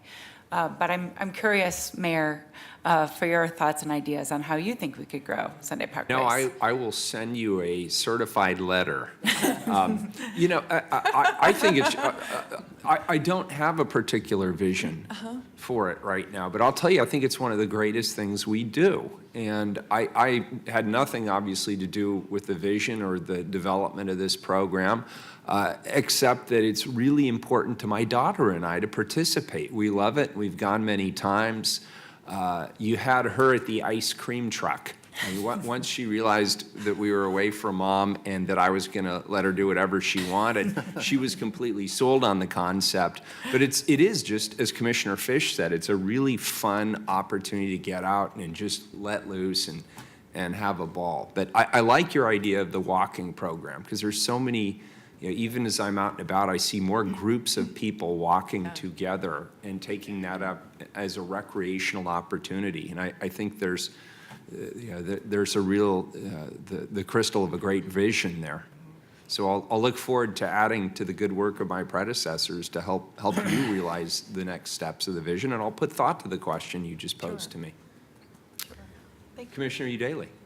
I am a fan of any opportunity we have to kind of reclaim the streets, even temporarily, for people rather than cars. And I've had a long-held dream about shutting down a certain section of downtown Portland on a routine basis in the evenings. So who would I talk to about that? Commissioner Saltzman, or? I'm really glad you asked that question, because we're working tangentially right now with the Division of Permitting on a livable street strategy to streamlining our permitted process and how we address our policies, how we balance the need for people in the streets with the need for both cars and parking in the streets. And we'll be bringing that to you this fall. So fantastic. I'm happy to give you a briefing on the development. We have a stakeholder advisory committee that's weighing in on the development of that policy. Cool, I'd love that. Thank you. Okay, we will set that up. Thank you. Very good. Do we have public testimony on this item? Proclamation. Oh, very good. Thanks for reminding me once again. Thank you for being here, and thanks for your excellent leadership. Can I get your signature on the proclamation? We'll do it later. You bet. Before we do that, let's make sure we adopt it. Please call the roll. Oh, it is a proclamation. What's wrong with me today?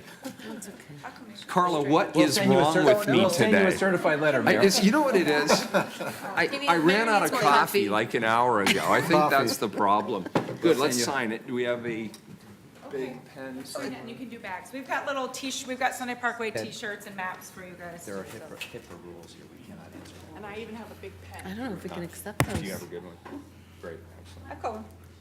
Oh, yours is even better. Green is good.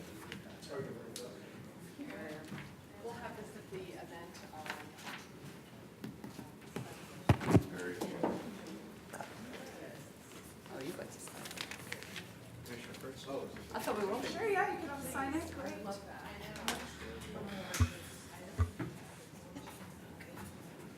We should just have a coffee maker back here. There's room. Wouldn't that be great? Here. That would be awesome. Thank you. Thank you very much. Thank you, team. We'll definitely do that. Couple more. Commissioner Daly. So Michael, I'll tee this next one up and then we can talk. Okay, good. Thank you. Okay, so we did that, we did that. I'm just on the bottom since I'm really stupid. Is there anybody here who can testify on 706, the appointments to the Portland Parks Board? Is there anybody here to testify? That was Who pulled. pulled it? Do we know who pulled it?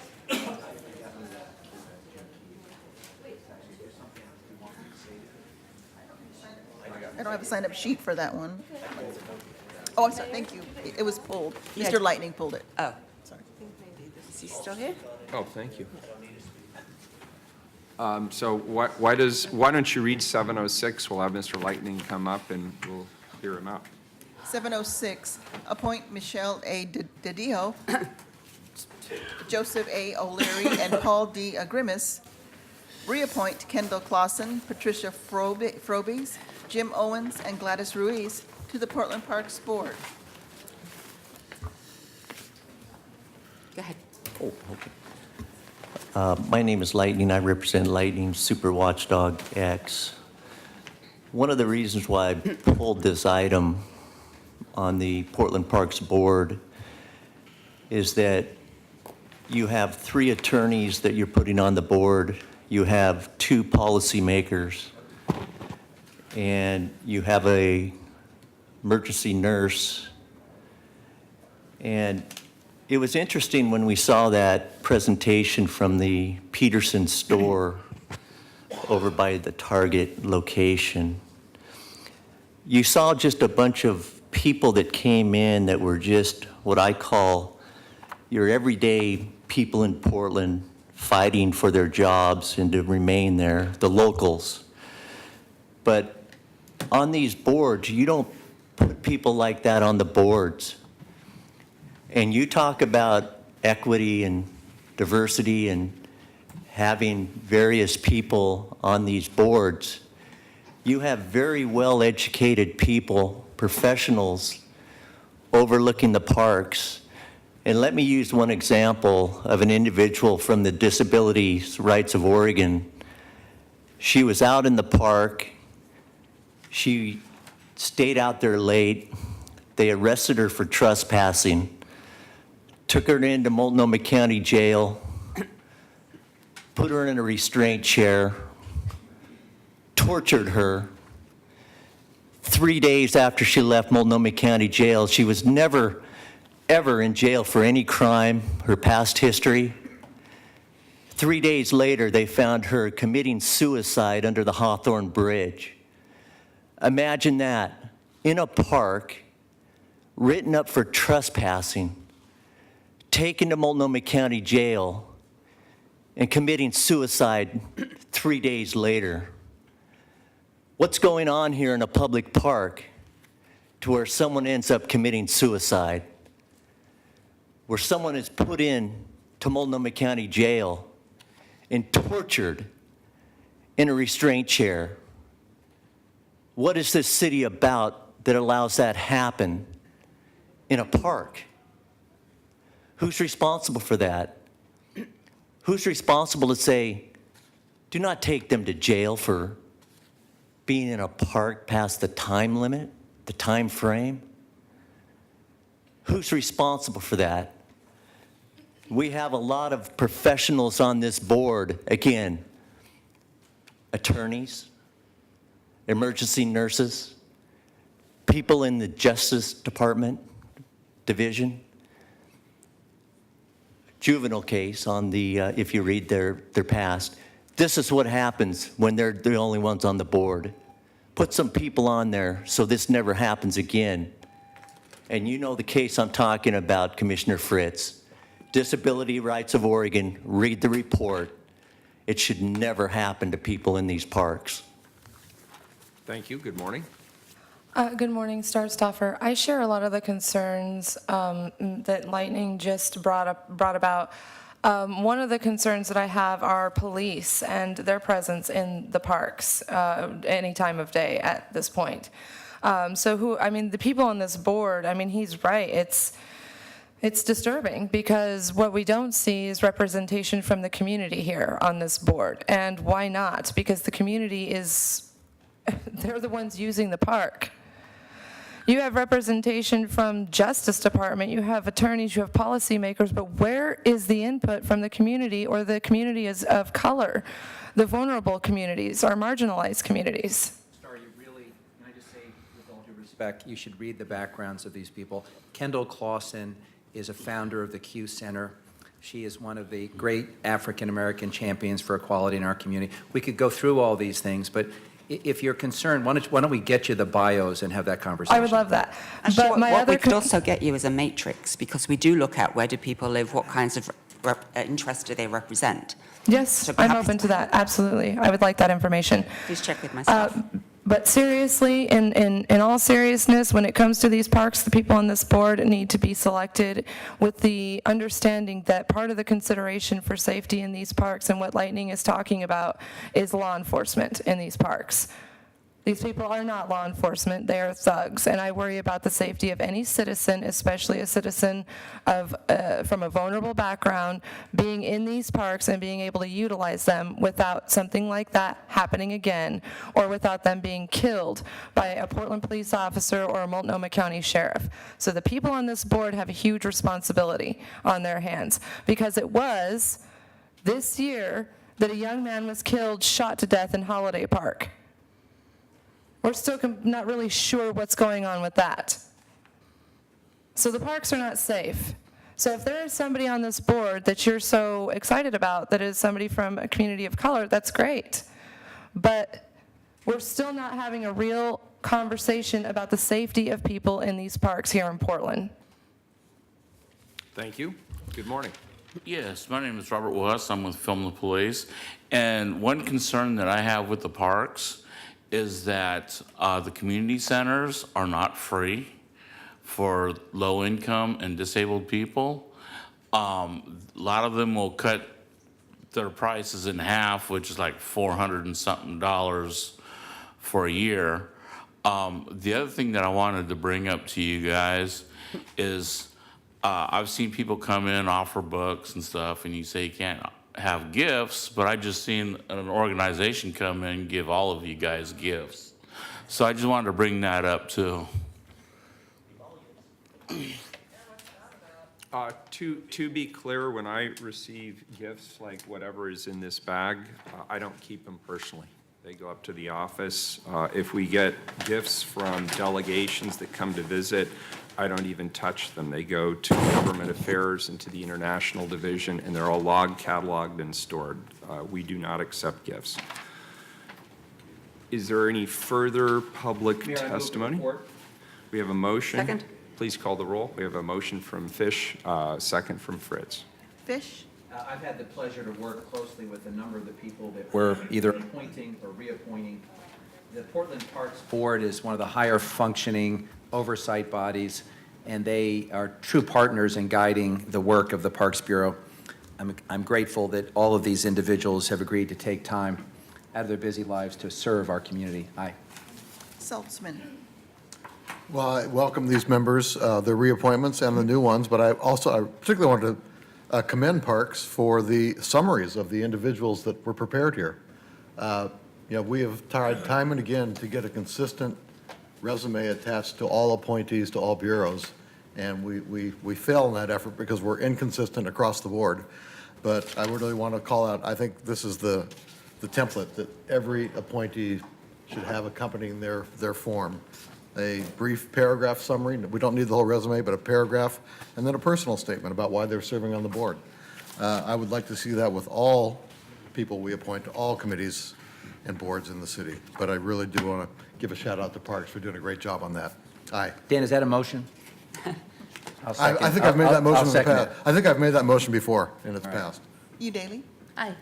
Fritz. Well, thank you, Commissioner Saltzman. I appreciate the kudos for the staff work. The selection process for Parks Board members, I will stand it up against any other appointment process. It's very thorough, and I'm very pleased that these volunteers are willing to serve on the Parks Board. Also want to thank Ty Schwafferman, who has served one term and asked to not do it again, and one current board member, Sue Van Brocklin, who is term limited out. So thank you very much. This is a long process to get to this point, and I appreciate the service of folks who are continuing and those who are now willing to serve. Aye. Wheeler. Aye, the report is accepted, and this is an excellent board. I appreciate it very much. Thank you, Commissioner. Item 711, do we have somebody here to testify on that? Mr. Lightning pulled it. Very good. We're going to move public testimony to 2 minutes due to the number of items we have yet. We are not even on the regular agenda yet. He passed. He passed. passed, so So we just go to a vote. he pulled it, so can we just go to a straight vote then? Okay, 711, authorize grant agreement with the Community Alliance of Tenants for $45,000 to fund community engagement activities that support the Portland and Tigard Southwest Corridor Equitable Housing Strategy. Please call the roll. Fish. I'm so pleased that we're supporting Kat and the work of Katrina Holland, who is really one of the outstanding young leaders in our community. Aye. Saltzman. Well, this is about making sure that we have affordable housing in the Southwest Corridor light rail line, which we're all hopeful will be built one day. And the key is to make sure that the affordable housing opportunities are there at the outset and not a afterthought. And this is an effort in that direction. Aye. Daly. Aye. Fritz. Aye. Wheeler. Aye, the ordinance is adopted. And so that moves us into the regular agenda. 716, please. Authorize the Bureau of Parks and Recreation to execute agreements that allow the Bureau to provide funding to Multnomah County for the administration of the Sun Community School Initiative in any fiscal year where those payments have previously been authorized by council in the normal budgeting process. Commissioner Fritz. Thank you, Mayor. In the interest of time, the park staff won't be making a presentation, but they're here and happy to answer any questions regarding the school's Uniting Neighborhoods program or the budget. Eileen Argentina and Jarell Singleton are here and can answer questions. Basically, this ordinance allows the city to pass through $635,628 to Multnomah County as budgeted in the current fiscal year, and enables future payments to the county without an ordinance as long as these payments are implementing council's direction and resource allocation through the budget process. Schools Uniting Neighborhood Community Schools are the school-based delivery sites for the Sun Service System, a broader system of care that includes the City of Portland, Multnomah County, 6 school districts, the State Department of Human Services, nonprofits, and community members. Portland Parks and Recreation operates 11 out of the 85 Sun schools in the county, and it's operationalized through an intergovernmental agreement between the city and the county. And we're very proud of the program. Thank you for its support. Very good. Is there any public testimony on this item? No one signed up. No questions from council for staff? Thank you. Very good. Call the roll. Fish. Aye. Saltzman. Aye. Daly. Aye. Fritz. A lot of work goes into this program, and it's so necessary in our neighborhoods. Aye. Wheeler. I love the SUN program. I think it's a tremendous program. It varies from site to site in terms of the services that are actually provided. It is the classic definition of a community-based partnership. It often includes government partners, school district partners, parks personnel, nonprofit partners. And at the end of the day, one of the things I like the most about it is it engages families and kids where they are and meets the needs of those families and kids depending upon their own circumstances. And so it is a hugely effective, hugely uplifting program. I was proud to support it a long time ago as the county chair. I'm proud to support it now as a member of the city's coalition of Sun Schools, and just think it's great. And Commissioner Fritz, I appreciate your leadership and continued support of what I think is a really important program. The ordinance is adopted. Could you read 717, please? Amend code to allow Green Street stewards to remove sediment from and plant vegetation in public Green Street facilities and to discourage removal of dead plantings. This is a second reading. Please call the roll. Fish? Well, I'm pleased to support this, and I want to thank my team at BES for their excellent presentation last week. And colleagues, we have hundreds of these bioswales throughout our city that take runoff from the streets and treat it using Mother Nature, not our pipes. And as a result, it saves us money over the long term. This change will allow citizen volunteers to even be more effective in helping us maintain bioswales by authorizing the removal of sediment and, with permission, the planting of vegetation. I also want to report to you that we had some testimony last week from some businesses and residents along Division Street who had some heartburn about the way the bioswales are being maintained. I got a report this week, and there have, in fact, been some glitches. Part of it has to do with the contract for the work. This was a collaboration between PBOT and BES. We think we've identified the problem that we can avoid in the future, and I'm pleased to report that as we speak, we are going to be doing some plantings this summer to remedy the problem, and I'll be providing a full report to the people who testified about what our future plans are. So I appreciated their testimony. Aye. Saltzman? This is great to have a strategy to actually use volunteers to keep our bioswales functioning. So great program. Aye. Udaly? Aye. Fritz? Aye. Wheeler? Aye. The ordinance is adopted. Thank you. Next item, please. Item 718, authorize grant agreements and intergovernmental agreements with 11 community groups and native plant mini-grants related to the Community Watershed Stewardship Program up to $100,000 total. This is a second reading. Please call the roll. Fish? You know, every year we have some program that touches each of our hearts. Dan gets particularly engaged when we do heritage trees. It's always been one of his favorites. Commissioner Fritz has been a strong supporter of the Community Watershed Stewardship Program, which has faced its unfair share of criticism in the past, but for a very small amount of money leverages an enormous amount of community resources, again, which help us divert stormwater from our sewer system, ultimately long-term saving ratepayer money and making our environment, the city we live in, more friendly and warm and healthy. So I'm very pleased to support this and all the good partners we're going to be awarding grants to. Aye. Saltzman? Aye. Udaly? Aye. Fritz? Well, thank you for your leadership on this, Commissioner Fish, and to Jennifer Devlin for continuing to manage the program. Aye. Wheeler? Yeah, I want to second Commissioner Fritz's thanks to Commissioner Fish. I've learned a lot about this program from you and your team, and I'm greatly appreciative for its existence. Aye, the ordinance is adopted. Please read item 719. Proclaim June 19, 2017 to be Juneteenth Day in Portland. Colleagues, before I read this proclamation, I want to give a special thanks to the City African American Network, known as CAN, and the diverse and empowered employees of Portland, known as DEEP, for putting together this proclamation on behalf of the City of Portland. I will read the proclamation. Whereas Juneteenth is the oldest known celebration for commemorating the end of slavery in the United States, and whereas the day brings into national memory historical events that occurred on June 19, 1865, leading to the abolition of slavery in Texas and more generally the emancipation of African American slaves in the South, whereas more significantly, it's a day for celebrating African American freedom, education, resiliency, and agency.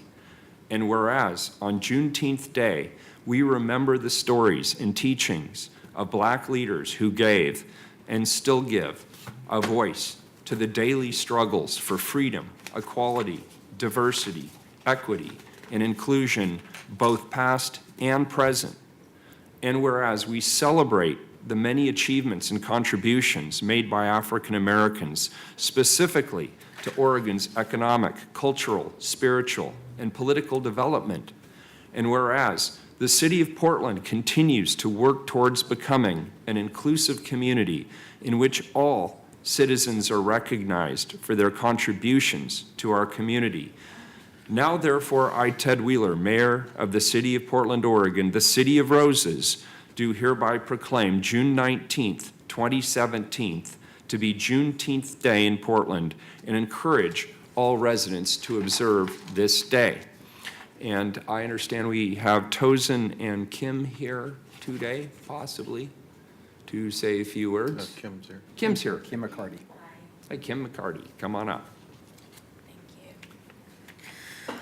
Hi, I'm Kim McCarty. I work for the City of Portland Housing Bureau, and I'm a member of DEEP and CAN.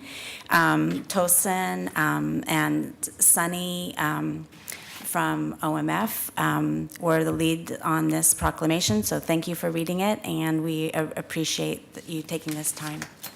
Oh, it's our pleasure. Thank you. And Kim, could I give you this proclamation?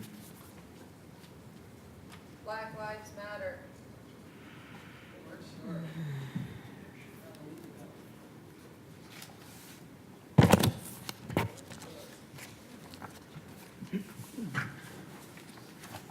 Colleagues, any further comments? We're also going to be celebrating Good in the Hood this coming weekend, and I would welcome anybody who wants to join in my parade group, because it's always another event that celebrates our African American history. I'd be honored to join your group. I didn't know you had a group, but I'd be honored to join you. You're very welcome. Very good. And We will also be there, and we would be happy to join your group as well. colleagues, I will be at the U.S. Conference of Mayors, but Katrina, who has no official role whatsoever with my administration, she and I have been to the event previously, and she will be attending in my stead. And we've reached out to the organizers and have encouraged all people in the community to participate in Good in the Hood. We will hopefully have the largest turnout in the history of the city for that event. It's an important event. Thank you. The next item is Commissioner Fritz, if I remember correctly, 708. Is that correct? And I believe you wanted to put an amendment as well. I thought we were going to do that at the end of the session. I don't believe I've got staff here at this point. What number did you say? 708. 708. I can do it Let's if see, you... hang on. Well, I can Did we get through all of the consent? I think we did. We moved 714 to the afternoon session. I think I can manage to read my notes and probably answer any questions you might have. So shall we just go ahead and do it? You know what, I'm sorry, I skipped, I'm jumping ahead, and you are correct, and I am wrong. I've missed something, sorry, so we'll hold out. I can do it. No, it's fine, we'll do it at the end. 720, please. 720, authorize memorandum of understanding with the American Red Cross for cooperation in emergency preparedness, response, and recovery. This is a second reading, please call the roll. Fish. Aye. Saltzman. Aye. Udaley. Aye. Fritz. Aye. Wheeler. Aye, the memorandum of understanding is approved. Next item, please, 721. Amend contract with TriMet related to operations and maintenance of the Portland streetcar system and increase funding to $7,675,379. Commissioner Saltzman.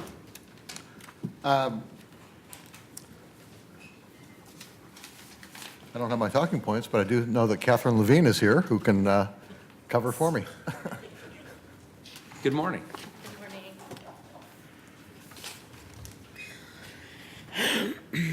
I'll just do a few brief statements. In 2012, Council authorized an intergovernmental agreement with TriMet related to operations and maintenance of the Portland streetcar system. the IGA provides funding from TriMet to streetcar as an integral part of Portland's regional transit system. Each year, there is an IGA amendment in which TriMet and the city identify the specific amount of funding for the upcoming fiscal year. In 17-18, TriMet will be providing $7.675 million of funding for the operations. In comparison, in fiscal year 16-17, that amount was $7.524 million. If you have any additional questions, just let me know. Thanks, Catherine. Colleagues, any further questions, any public testimony on this item? Yes, we have 3 people signed up: Shedrick Wilkins, Robert West, and Mary Sipe. Very good. 2 minutes each, please. Okay, I'll try to talk faster. I compliment the streetcar system. It will someday enable Portland, Oregon to have a county general hospital like all major cities do in the Southwest, mixed with PSU. Okay, you got it. I was there at OMSI when Amanda Fritz and Sam Adams dedicated the circular path thing. And actually, then I started saying, well, this goes to OMSI, right, where kids learn science so they can be a doctor. This is all great. And so it's going to work. And just history classes, to me, there was always a war. Trolleys were first made in northwest Portland, which was kind of the center of Portland. And then they got into a war, this real estate scandal with OHSU. So there's been this war going on for a long time between, actually Good Sam wanted to have a university, Good Samaritan Hospital. And that's where they made the streetcars. And then what happened was OHSU, and then what happened is people went out in the suburbs and they drive. And in the future, you're going to hear me bash the Wells Fargo Bank because they bankrolled suburban houses so people could drive into Portland. But finally, we got this answered. It's not relevant. In fact, African Americans in North Portland at the Lloyd Center can get on a, if their kids are sick, go down to this. They should actually make it a county general hospital. People don't know this in Oregon. You do not have surgical residency in this state. Dr. John Kitzhofer had to go to Colorado. All we do here at OHSU is basically dentistry and pharmacy.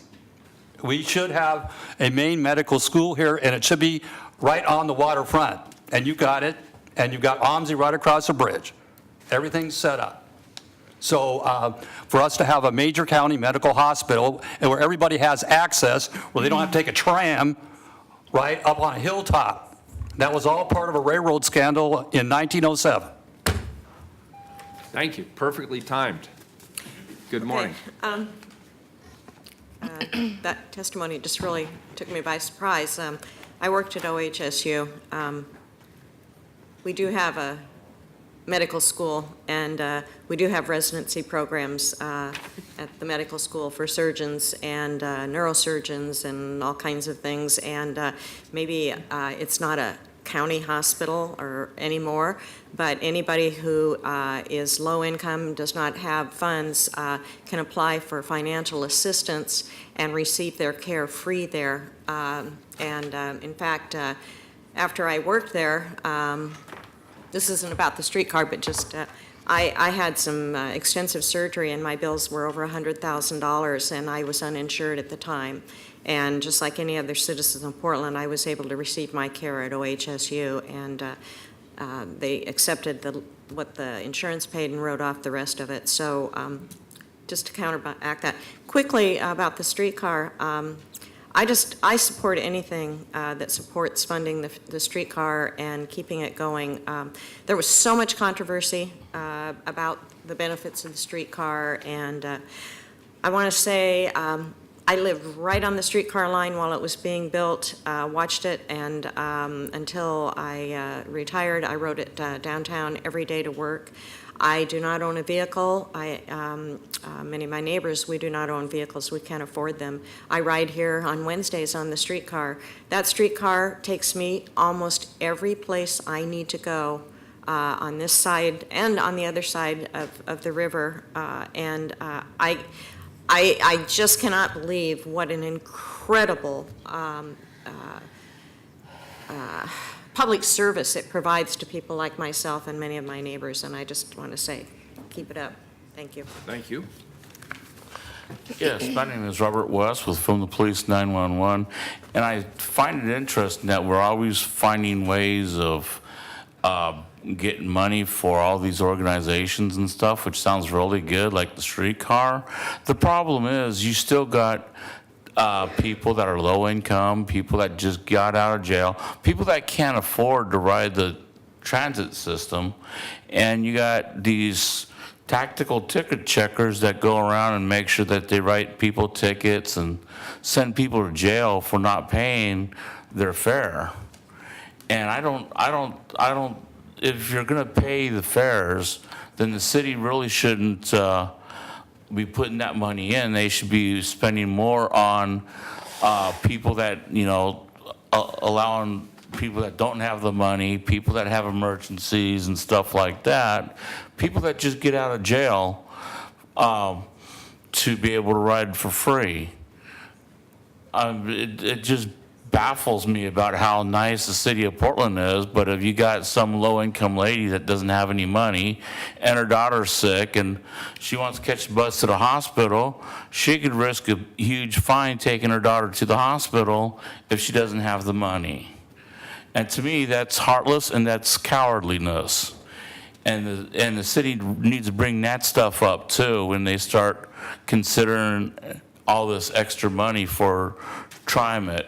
And TriMet's spending an awful lot of money on transit police.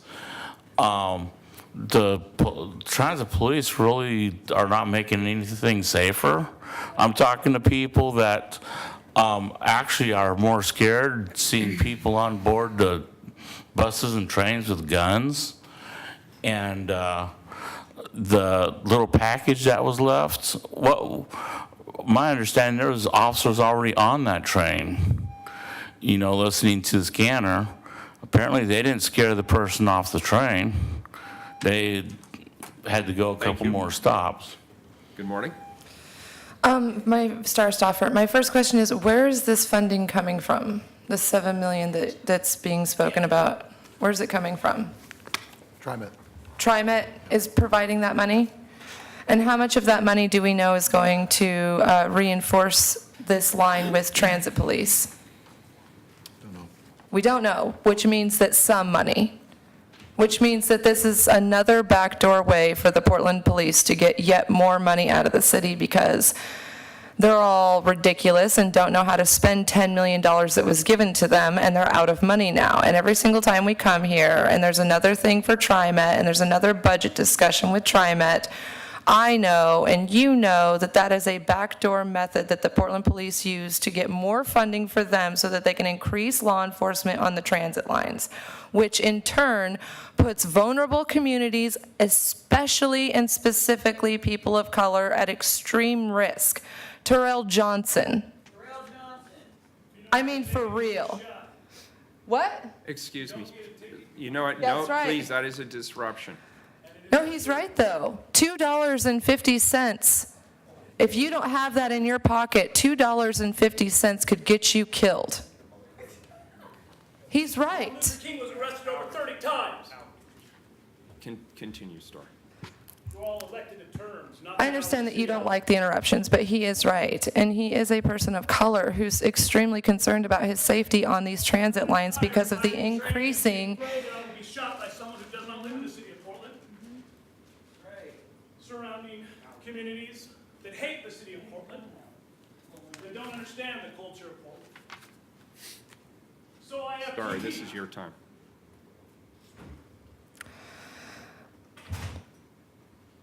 That's what I'm talking about. You can say he's one voice, but really he represents pretty much the majority of people of color in the city who are just absolutely terrorized by the Portland police. We have to, I'm just going to go a couple seconds over. We are having to rearrange our schedules and arrange for rides and crowdsource the funds to drive people of color from one area to another because they're too scared to take transit systems. They're too scared to let their children even wait at the bus stop because of the police. Because of the police and their relationship with these alt-right hate groups and their relationship in turn with TriMet. Okay, thank you. My name is Mimi Gurman, and I wasn't going to come up here to speak, and I can't not, because one of the things that we have to do, those of us who are white and privileged with our voices, knowing that we're not going to get killed on TriMet by TriMet cops, have to speak up for people who are getting killed. Not people who might get killed, but people who are getting killed. Things didn't start here going downhill with the murders a month ago.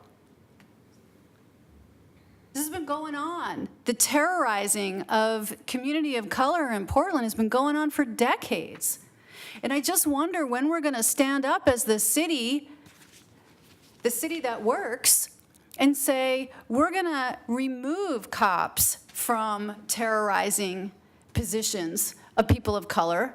We're not going to add cops to TriMet because we white people think that that's what's necessary to prevent murders. That's a white perspective. The reality is that black people are getting killed or thrown off or jailed from TriMet rides because they're black and because the policies are coming from white people. Say his name. So we need to reinstate free rides for poor people. That was awesome. I can't believe we got rid of that.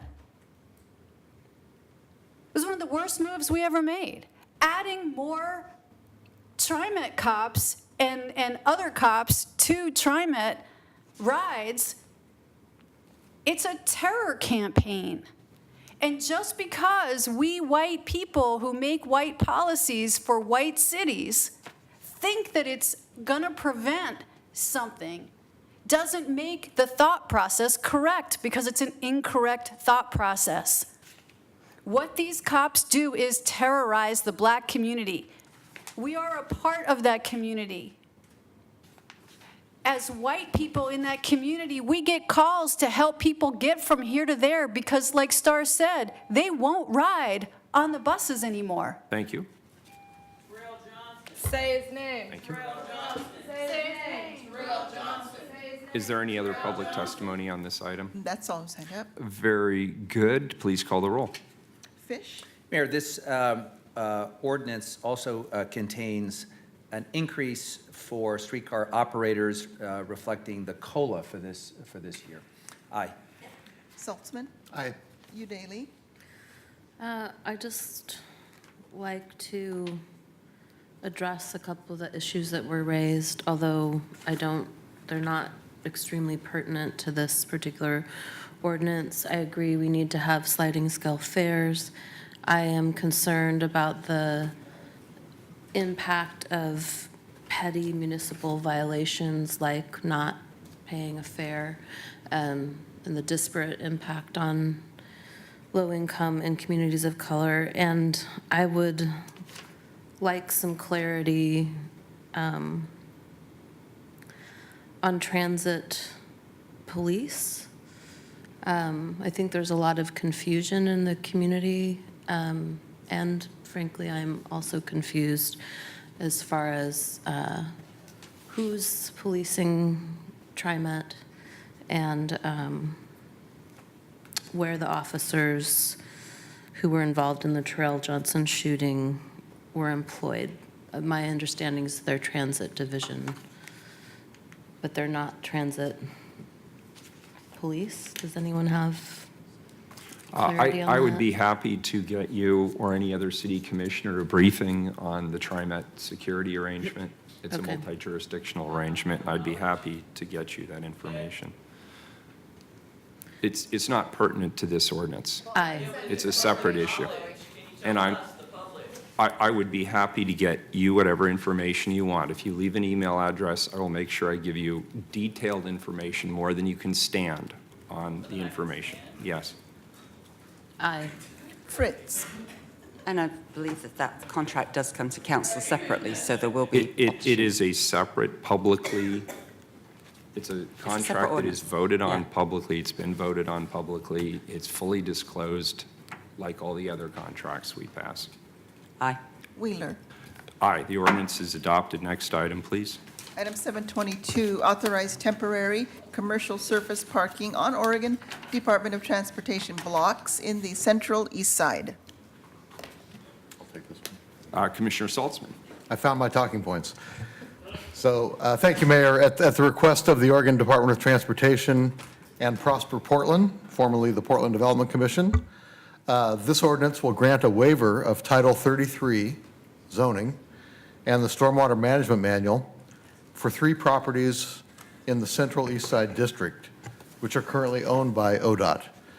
These are located just east of I-5 between the Morrison and Hawthorne Bridges along Water Avenue. PDC Prosper Portland is in the process of purchasing these sites, and the intent of the ordinance is to allow the site to be operated temporarily as surface parking lots to address the high demand for parking in the Central East Side District. In 2015, the council took action to address this issue via an ordinance that waived Title 33 and stormwater requirements for one of these 3 sites, but it is scheduled to expire on June 30th. So this emergency ordinance extends the waiver before it expires and includes the 2 other sites and extends it until June 30th, 2020, providing sufficient time for Prosper Portland to acquire the sites and prepare them for redevelopment while allowing some temporary surface parking to serve the district. Staff is here if the council has any questions, further questions. Mayor, I support this. Can I make a comment? Please, Commissioner Fish. So I'm going to support this, and I just want to make the following comment. I've attended 2 forums in the last week that are relevant to this matter before us. One was a makers forum that Commissioner Udaley and I attended, and a second one was a forum with local business owners. And two themes emerged from those conversations. One is that there isn't sufficient parking in that district. So the opportunity to have interim parking on the ODOT blocks before they're developed makes a lot of sense, and that's why I strongly support this. The second issue that came up is the growing unaffordability of creative space in the Central East Side. And it's particularly acute for people who make things and small entrepreneurs who make things like bikes or furniture or whatever, chasing a dream. Mayor, paragraph 5 of this ordinance lays out the next steps, which is Prosper Portland, it reports to you, will establish a property disposition strategy, which will include, quote, high-density industrial office. I would like to put a marker down and get a commitment, Mayor, that as part of the disposition strategy, we have the makers and the creative community at the table, and I'll volunteer Commissioner Udaley and me, since we both said we would be involved, to see how we can leverage through this acquisition an opportunity to preserve long-term some affordable creative space.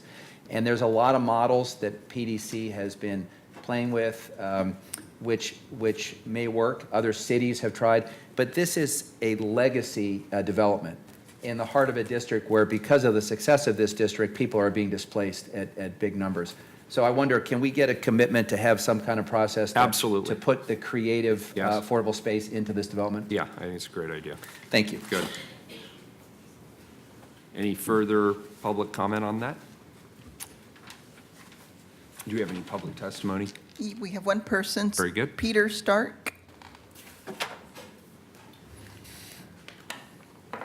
Mr. Stark, good afternoon. Good morning. Yes, good morning, or could be afternoon. Commissioners, Mayor Wheeler, thank you very much. I'm actually here representing the Central East Side Industrial Council Board. We had a discussion about this request at the board meeting yesterday, and I'm also here representing the Transportation and Parking Advisory Committee. We support PDC's effort to both develop the blocks, and we also support extension of this ordinance to allow them to have temporary parking on the site. As you're aware, the district has grown exponentially, and we have quite a bit of growth in old warehouse buildings that do not have parking. We go from a density of maybe 30 employees to 500. I mean, it's substantial growth. So this temporary parking is to fill an infrastructure need that we lack in the district for parking structures. And we're hoping that this temporary relief will help us as we go through the growth pain of the district. So I'm here to say that the CEAC and our Transportation Parking Advisory Committee support the effort. We're also hoping to be able to work with Prosper Portland to make sure that this parking is primarily dedicated to the benefit of the employees in the district, and it doesn't become a parking that is used by, let's say, downtown or other areas. We're that desperate for use of the site. Very good. So, thank you. Thank you. Oh, also, Commissioner Fish, thank you for your comments on the makerspace. That's great. Thank you, sir. Please call the roll. Fish. Aye. Saltzman. Aye. Udaly. Well, I want to thank Commissioner Fish for volunteering me for further discussion on this issue. You know, the changes in that area are not just due to the success of the neighborhood, it's due to zoning changes and our failure to do much to mitigate displacement or preserve or create affordable commercial spaces for makers, artists, nonprofits, et cetera, who are all being displaced from that neighborhood. So I'm looking forward to that conversation and seeing whether we can do anything about that. Fritz. Well, thank you, Peter Stark, for your long-time leadership with the Central East Side Industrial Council. I also want to thank Brad Molson, the current president of that organization, for bringing a delegation to my office yesterday to give me a much more in-depth briefing on the parking future in Central East Side. Happy to support this now. Aye. Wheeler. Aye, the ordinance is adopted. At the request of Commissioner Fritz, she has staff here now for item 708. Could you please read item 708? Authorize the acquisition of .26 acres of real property located at 6732 Southwest 42nd Avenue, adjacent to Gabriel Park, for $375,000 to be used for park purposes. Commissioner Fritz. Thank you, Mayor. This ordinance will allow parks to close on the purchase of a .26 acre property, which includes a house adjacent to the maintenance yard at Gabriel Park. This purchase will add area and allow for reconfiguration of the maintenance yard so that it can be better used. And a house will provide staff with room for offices, meetings, breaks, and storage. I circulated the amendment in the Tuesday memo that makes a correction to the funding source. The funds to pay for this will come from the portion of the fund from the Mount Tabor Annex sale from Portland Parks and Recreation to the Portland Housing Bureau. So I move that amendment. Second. So we have a motion from Commissioner Fritz, a second from Commissioner Fish. Please call the roll on the amendment unless there's any further discussion. I don't see any. Fish. Aye. Saltzman. Aye. Udaly. Aye. Fritz. Aye. Wheeler. Aye, the amendment is adopted. And Zelaine Nunn of Portland Parks and Recreation is here if anybody has any questions. Colleagues, any further questions? Any public testimony? I did not have a sign-up sheet for this. Please call the roll. If anyone wants to testify on this. Oh, Jesus. 2 minutes, please.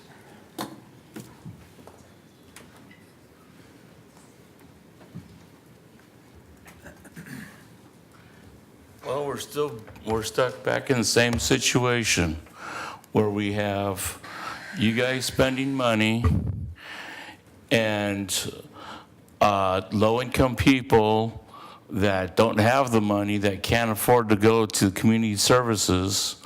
You'd be better off offering free scholarships to low-income people than you would be to buy a house. And I wanted to bring that up because, like I said, you guys can provide free scholarships for low-income people. We do that in a different section of the budget. This is from the parks budget. So we do provide scholarships in another section of the budget. Well, I know. I'm just saying that you're using all this money to buy a house when you could use this money to help lower-income people. And that's what I wanted to bring up. Thank you. Very good, thank you. Is there any further public testimony? Seeing none, please call the roll. Fish. Aye. Saltzman. Aye. Udaly. Aye. Fritz. This has been a long time coming, thanks to Pooja Bhatt and Christina Nieves in my office, as well as Zelaine Nunn, James Allison, and others in Portland Parks and Recreation. Aye. Wheeler. Aye, the ordinance is adopted as amended. Back to item 723, please. replace code pertaining to private for hire transportation in the city. This is a second reading. Please call the roll. Fish. This is good work. I'm pleased to support it. Aye. Saltzman. Well, I want to thank Mark Williams and others in PBOT who helped put together this code, and also our Private for Hire Advisory Committee. This does a lot of good things, establishing the wheelchair accessible vehicle subsidy program to incentivize more drivers to participate, to serve those with disabilities, and a lot of other good things as well. So, good work. Aye. Udaly. Aye. Fritz. Thanks to Claire Adamstick in my office, who continues to follow this process closely. Aye. Wheeler. Aye, the code replacement is adopted.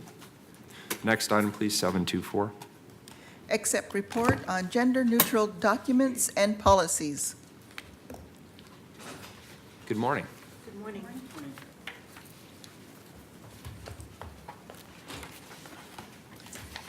Good morning. My name is Lynn Wu. I'm a deputy city attorney. To my left is Linda Law, a senior deputy city attorney, and this is David Reese, the assistant director of human resources. We wanted to give you an update on the status of the city's gender-neutral language policies. Just by way of background, this was a resolution passed in December of 2015. The first part of the resolution dealt with the conversion of single-user restrooms to all-user restrooms, and that part of the resolution has been accomplished and is still ongoing with different building plans. But what we wanted to report to you on today is the second portion, which is the portion that has tasked the City Attorney's Office and the Bureau of Human Resources with assisting all of the city bureaus with reviewing their policies and documents for any gender-specific language, and then revising and replacing them with gender-neutral language where practical. As part of that process, our offices developed some guidelines, which is attached to our report as Exhibit A.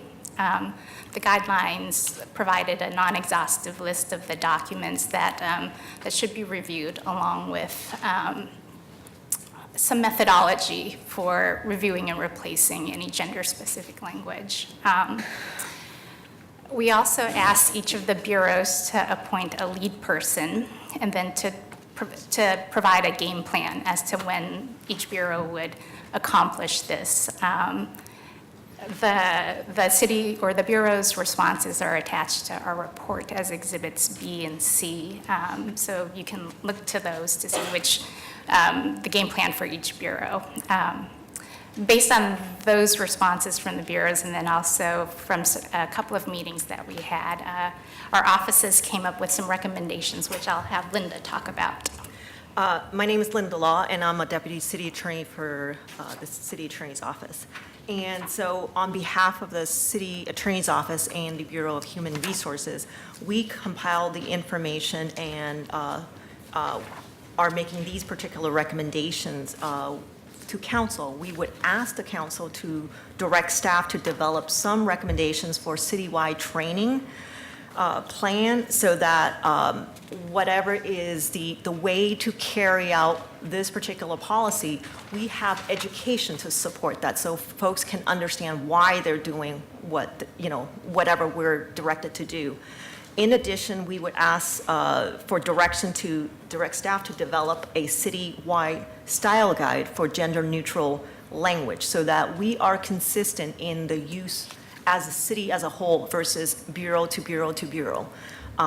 That's important because we want to have the same respect for people across the board. Finally, we want to get clarification and further instruction to direct us to come back with a resolution, a binding resolution, so that we are all on the same page as to what to do and when in terms of these education and the style guide. David? On behalf of Anna Can with the Bureau of Human Resources, I'm David Reese. Assistant Director. We wanted to add our support to the work that's gone on and to particularly recognize the City Attorney's Office for providing the staff and the support. We'll continue to participate in this project as well. We're happy to take any questions. Very good. Colleagues, any questions?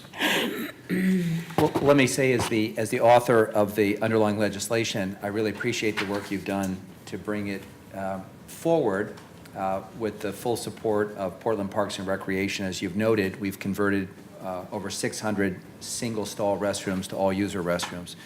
And now we're actually engaged in a community-wide challenge to engage folks outside of the city. The one question that I would have, because you've posed some questions here, is, in light of the work we're doing on boards and commissions, which is going to be require some bandwidth, and thank goodness Judy Prosper is coming back soon. But in light of that work and some other things we're doing, at some point there's a bandwidth question about how much we can do and how realistic is it we can do it within a certain time frame. I mean, I would turn around one of the questions here and say that, yes, I think we need uniform standards. I think we need a style guide that everyone can follow, so we have consistency. But I also think we should set realistic dates and goals, because ultimately there's a lot of work to be done on top of a lot of other related work. And I don't want to keep adding things to City Attorney's Office and just expecting that you can do that on top of everything else you're doing. So I think we want to be guided a little bit by what you think is realistic, and setting time limits that give people a chance to appoint staff folks to go through all their documents, make changes in a reasonable basis, and at some point be able to declare that across all of our bureaus and platforms we have a consistent way of addressing gender. So we may not actually get to that question today, and I know you've made some progress, but I want to be respectful of the bandwidth of the City Attorney's Office. And if it turns out we need a dedicated person to do this, like what we've done with some other council priorities, like our ADA implementation plan and the like, I think we should then have a serious conversation about whether there's an additional staff person that's needed to get this done. It's extremely important. I'm proud of the work, but I also want to make sure we have a realistic plan for getting it done. We appreciate that. And that's why part of the conversation that we need to have would be with the respective bureau liaisons that's been tasked to be the lead for their bureaus on this particular subject. And we want to also engage other important people, such as the equity managers for the bureaus, or equity persons, or people who have those particular interests, such as the folks in DEEP. And also with their help to identify the right members across the city who want to participate and who have the bandwidth to participate. Mayor, can I make a suggestion? Yes. Please. Because this ultimately, the City Attorney's Office reports to you, and we run into the same challenge here of lots of different folks coming together. Because Tom Reinhardt has an important role here as the CAO, and because of the interest that I have in our office, what I would suggest is that we pull together a meeting of the people who have been designated by offices and bureaus as the person who's working on this, with the equity managers that we have, and OMF led by Tom. I would like to participate. And I think we should have a meeting this summer to actually go through these questions and then come back with recommendations to council. And I think that will give us a more realistic sense of what we can commit to, and also whether we need additional resources to meet the goals. Very good. And did you want to volunteer, Commissioner Daly, for this? I think it's a great idea, Nick. We'd be happy. And lady, if it's possible, I would suggest we pull together a meeting in July or early August, and just do it over a lunch hour and have that conversation. Yeah, I think that's a good idea. That makes a lot of good common sense, Nick. I'll make sure we take care of that. Wonderful. Very good. Colleagues, any other further questions? Is there any public testimony on this? Yes, we have two people, Mimi German and Star Stoffer.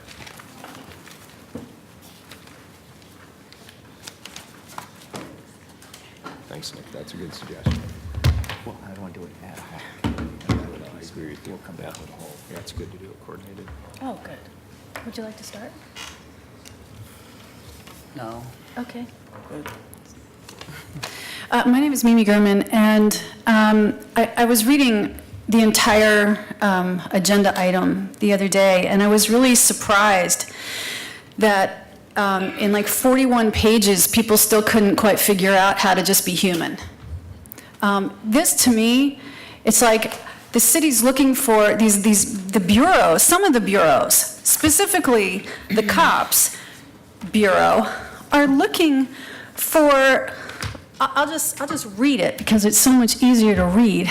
The Bureau will need support to include added personnel, training, guidance from experts. Are you serious? Following staff development and guidance provided by the city, we would begin the internal policy development process to create equality for people who work in the PPB.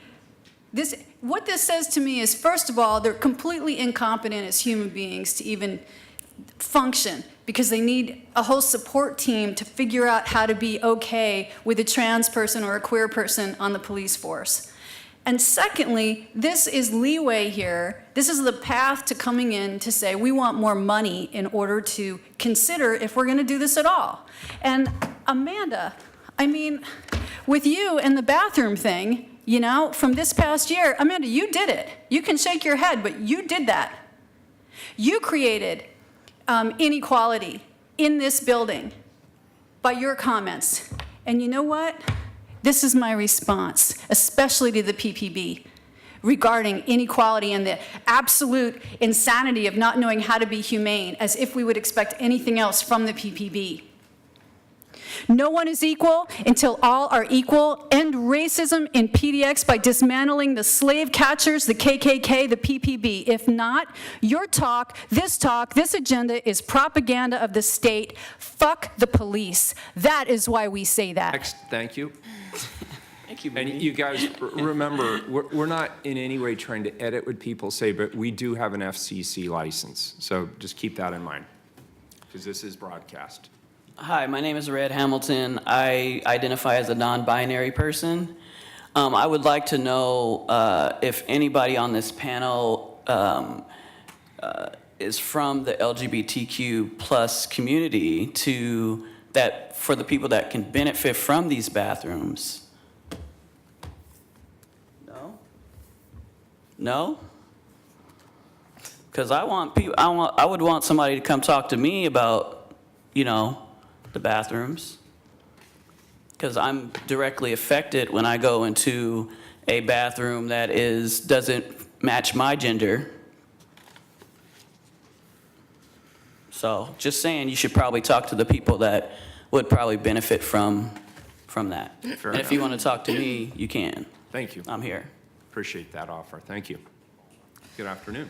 Starstoffer, this issue, it concerns me personally. My partner is transgender, and as well as Red, I am disturbed by the fact that it doesn't seem to be that there's any representation of the LGBTQ plus community behind us in regards to this issue. I also like the idea of, and I know she's very busy, but I like the idea of Chloe taking this over, because God forbid Amanda takes it over. She'll be peeking over every bathroom stall in this city. Shame on you. This rings very much like Jim Crow laws against black people. Whites only, coloreds only. Only now we have men only, women only, and trans. You better hope that you choose right, and you better hope that you do so in an area where you might be safe to make a wrong choice, because otherwise it could get you killed, or a politician could peek over the stall and violate you in a sexually exploitive way, or. We need to be talking about this in the sense of humanity. We're talking about this in the sense of policy and how we're going to write this up and expert training. You don't need expert training to treat people like human beings. Right. Why are we spending all this money? Why does the PPB need money to treat people like human beings? That's very telling about the PPB. I believe we've been making that complaint about them for a long time now, and they just admitted it right there in what she read. They have no idea how to treat people who are different genders, who do not identify as what you see immediately, or who are not white, like human beings. They need expert training on that. Well, I think they need expert training on how to pull their heads right out of their butts. It's ridiculous. I'm disturbed. I don't trust this council to do the right thing. I mean, she's sitting on this council and she peeks over stalls and violates people's privacy. She's transphobic. Thank you. Next, is there any other public testimony? Hearing none, I'll take a motion. Move from adoption of the Commissioner report. Second. Second, sorry, the record's closed. Record's closed. Please call the roll. Saltzman, Aye. Udaly, Aye. Fritz, I learned a lot by the mistake that I made earlier this year. Excuse me. Shh. No, the record's closed. You didn't sign up. Please continue, Commissioner. I learned a lot earlier this year by the mistake that I made, and while I regret the harm that I caused, I don't regret the learning that I was able to do, and I particularly appreciate the people who gently and graciously brought issues to my attention so that I was able to learn and understand better. I appreciate the way that this, the recognition that some of us are at different stages, and there does need to be education and training and inclusivity. I'm sure that Commissioner Fish I know he has included people from many different communities in the planning for the work that he's doing, and I appreciate that very much. Aye. Fish. We're accepting the report, Mayor? Correct. So thanks to our city attorneys and the team working on this. I appreciate the progress we've made, and as I said, I've committed to participating in a meeting this summer with the various stakeholders and to be convened by Tom Reinhardt to address a couple of the questions that you've posed about bandwidth and timelines and consistency. And then I'd be happy to bring those recommendations back to council after I brief the mayor. Thank you. Aye. Wheeler. Aye, the report's accepted. Please read 725 and 26 together. 725, accept bid of Tech Construction, Inc. for the Greenleaf Pump Station project for $1,286,550. And 726, accept bid of Duke Construction and Excavation, LLC for the Ventura Park Play Area Improvements and Lieu project for $764,991. Come on up. Oh, you all right? Yeah. Good afternoon. Good afternoon. Carla, do you want to?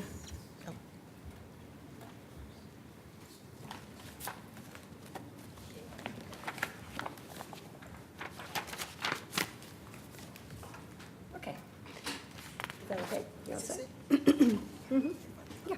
And you're doing these in order, I assume, Greenleaf and then Ventura Park? Or how are you? No, they're going to end up backwards then, if you're going to take off on That's that. either You wanna go way first? is fine. Go first, Larry. Okay. Good afternoon, Mayor Wheeler, members of the council. Item 725 is the procurement report recommending a contract award to TEK Construction for the Alder Pump Station upgrade for $1,286,550. The engineer's estimate for the project was $1,275,000, and the Bureau's confidence level was moderate. The project was advertised as the city's electronic procurement system. 5 bids were received, and in response to it, Tech Construction is the lowest responsible bidder, 1% under the engineer's estimate.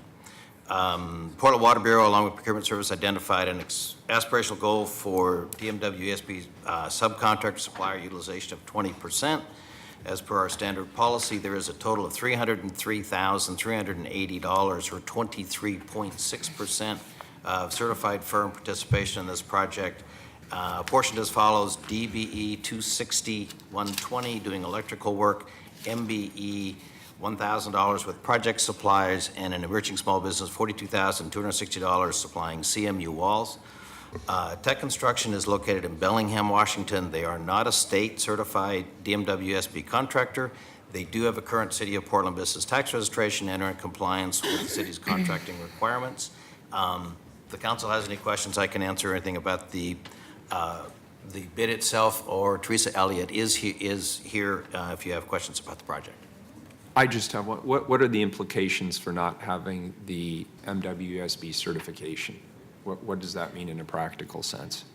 They're a Washington firm. They are not a certified Oregon firm. They are not, however, certified either in the state of Washington, meaning they're not minority-owned, women-owned, or disadvantaged. Okay, I see. But that in no way precludes them then from Yes. bidding, but they still have to meet our minimum requirements with regard to MWSB. Oh, yes, yeah, absolutely, sir. They are fully Okay. compliant with all Portland contracting requirements. Okay, you're just saying the firm itself Just the is not. certification Okay, piece I for got their- it. I misunderstood you. Thank you. That's helpful. Thank you. Great. And on to Duke. Okay. Do you want me to go? Go ahead. Okay. Hello, Mayor Wheeler and Commissioners. My name is Lauren McGuire. I'm the Parks Development Program Manager, and we're here today to accept a bid from Duke Construction and Excavation for the Ventura Park Play Area Improvements and Loop Project for $764,991. Ventura Park is located at Southeast 113th and Southeast Stark. It's again part of the 2014 bond measure program. This particular project falls into two theme areas, playgrounds and restrooms, that we're going to be repairing. This map shows Ventura Park as a 7.25 acre park in southeast Portland. You can see the Hazelwood neighborhood around it. It's bordered mainly by single-family and multifamily housing. And on its northeastern edge, you can see Ventura Park Elementary School. The yellow is the school. The park is an active park with two play areas, a pump track, decommissioned wading pool, and we are going to be making renovations to the play area. This shows the existing play area. The project will replace this old equipment and the surfacing and increase the overall playable area in the park. The goals are to increase overall safety and fun, to access play for all children, and to address many of the ADA efficiencies. We're also installing a Portland Loo here and installing public art. This shows some of the play equipment that we're providing, with an emphasis on children from 2 to 5 and 5 to 12-year-olds. This particular slide shows that we'll be doing new play equipment, surfacing water play, but also we're addressing ADA issues in the parking lot with 2 compliant ADA stalls and pavement to get us to the playground itself, as well as the loo I described and the drinking fountain. We did have a public process in this with this project through the bond program. You can see the community involvement that's up on the screen as noted. This is bond funded, but it's also SDC funded. And so the timeline for the project is we're here for the acceptance of the bid now, and the project should be under construction this summer with completion by early winter. On the screen are some of the construction projects that are underway with the bond and upcoming construction as well. Larry? Thank you, Lauren. That's an excellent description of the project. Skipping down a little bit, there is a total of $192,574, or 25.1% of DMW-ESB subcontractor participation.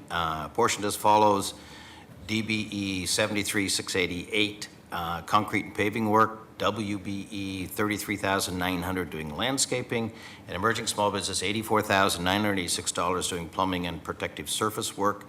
Duke Construction and Excavation is located in Damascus, Oregon. They are a Oregon State certified DMW ESB contractor. They are in compliance with all City of Portland contracting requirements.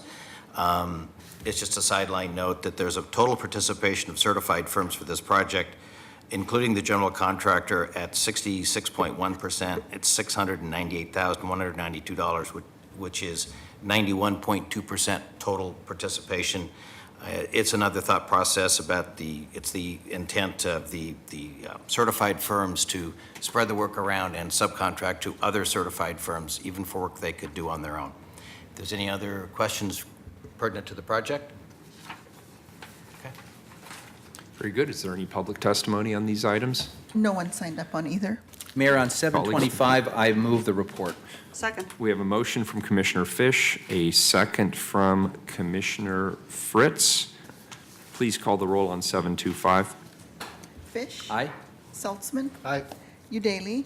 Aye. Fritz. Aye. Wheeler. Aye. The report is accepted. Can I get a motion on 726? So moved. Second. We have a motion from Commissioner Fish, a second from Commissioner Fritz. Please call the roll. Fish. Great project. Aye. Saltzman. Aye. Udaley. Aye. Fritz. Just to emphasize, 66.1% in engagement of underserved communities. Well done. Aye. Wheeler. Aye. The report is accepted. Thank you very much. Thank you for your hard work on this. Item 727. Provide for up to 36 months of city-paid monthly COBRA continuance coverage for the eligible dependents of Rick Best. Colleagues, this is obviously something we're doing on behalf of the family of Rick Best. As you're all aware, he was a Portland City employee. I just want to speak personally for a minute. It was uplifting to me to have had the privilege of spending time with his family and with his coworkers over the course of the last month. For those who had the privilege of attending his celebration of life, it was very uplifting. Boy, he had just so many admirers, meant so much to so many people in this community. It was beautiful to see what his colleagues had done for him here in the city of Portland and the tribute that they were paying to him at his desk. And I know there's lots of conversations ongoing about how to continue to remember him best and how to continue to support his family. And obviously, this is one of the perfunctory things that we need to do to ensure that the health care benefits continue to flow. And so that is why we're taking this up today, and I'll turn this over to Human Resources.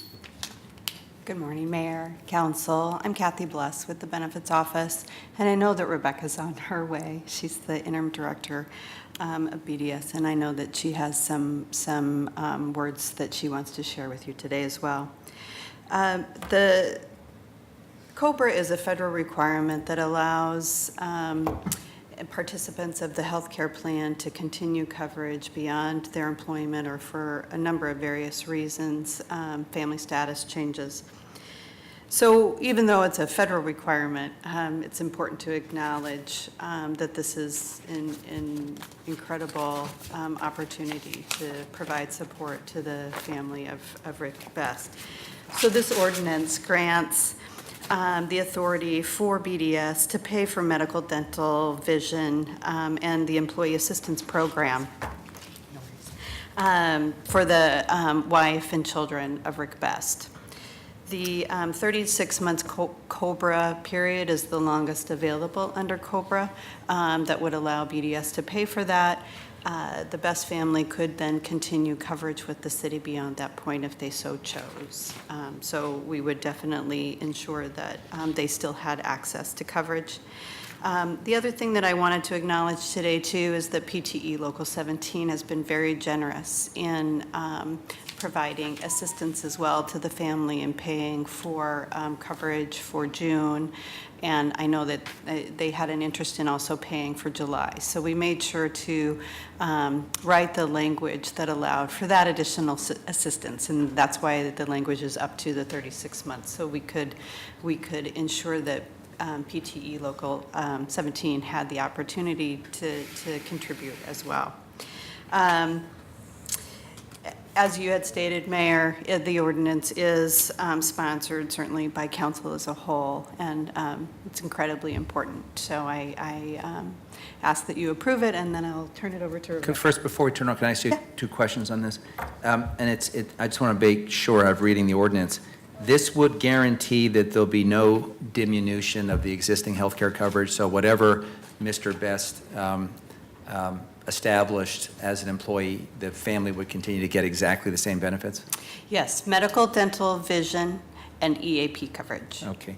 And the other question I have is, you costed out at $77.5, and having hired some people in my office recently and knowing what the healthcare costs, that seems high. Is that so? Is our family coverage now we allocate $25,000 a year for family coverage? Well, Or does COBRA require you pay more than 100%? There's a 2% administrative fee that's added on to COBRA, but the coverage is about $1,800, I think, for family, and without having the numbers right in front of me, I can't remember. $1,800 a month? Yeah. I can't remember if that includes medical or includes dental. But we wanted to ensure that the number that we asked for today covered any increases. Good. Okay, that's what I was getting Right. at. The best family had Kaiser coverage, and since we don't have the additional information on what increases would be, we wanted to ensure that they had That's a good the answer. available So you've coverage. built in some additional funds. And of course, if for some reason this falls short over the 3 years, you'll come back to council and ask for supplemental Absolutely. money. Yes. Thank you. Good morning, Rebecca. Rebecca Esau, Interim Director at BDS. I apologize for being late. I just wanted to say a few things. Rick Best began work with us in January 2015. He was a technician with the Permitting Services Section and a member of PTE 17. He was an Army veteran. His wife and 4 children meant the world to him, and he was an exceptional person. And I think this is a fabulous way for the City of Portland to honor Rick and what he did on May 26th, as well as just how he conducted himself in his life by providing this health insurance to his family for 3 years. So thank you for considering this ordinance. Thank you. Colleagues, is there anything else before I ask if there's public testimony? Is there any public testimony on this item? Yes, we have 4 people signed up. Star Stoffer, Mimi German, and Robert West.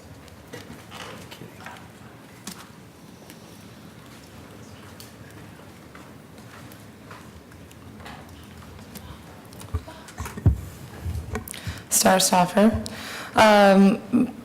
Personally, I don't think that the amount of coverage they're receiving is going to quite cover everything that they're going to need, especially as far as mental health counseling goes. I have personal experience with the AAP programs, both federally and locally, and those programs are limited in what they will cover and for how long they will cover it. So I'm wondering, there needs to be some way that for the city to supplement, and perhaps we can tap into TriMet, since they've got so many funds, to also allocate money to these families to help them get through what's going to be an extremely difficult and probably very trying mourning process for his wife and children. Also, I mean, is Terrell Johnson's family going to be receiving any of this coverage, this type of coverage, EAP coverage, counseling, medical, anything like that? What about Quantas Hayes' family? I mean, they're struggling as well, and the city needs to accept some responsibility for their demise as well, considering it was city employees that killed them. So those things need to be considered. My name is Robert West. I'm with Film the Police 911, and I'm totally against this, and I'll tell you why. I don't think that the city should be covering ex-employees' benefits.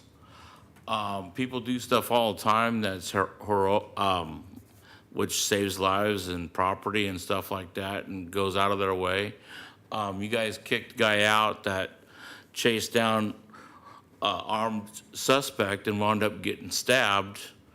And then the very next night, the police brutally grabbed him by the stab wound. He's not getting medical care from the city.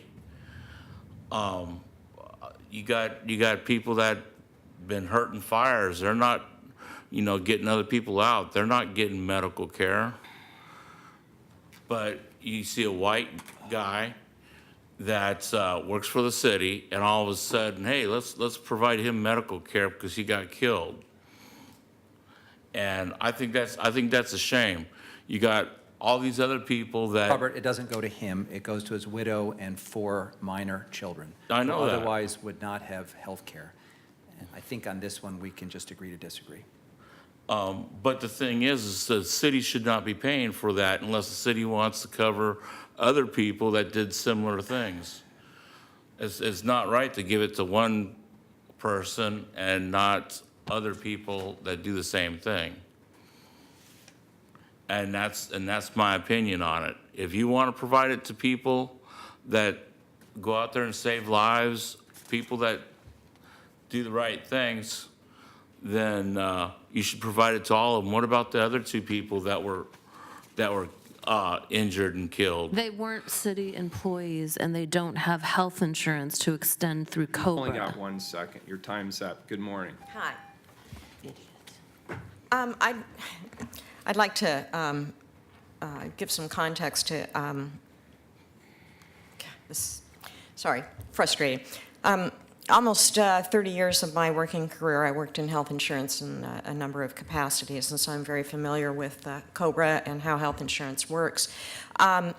What Star said about EAP, EAP is a whole separate thing from your medical insurance benefits. They have mental health coverage through their medical program.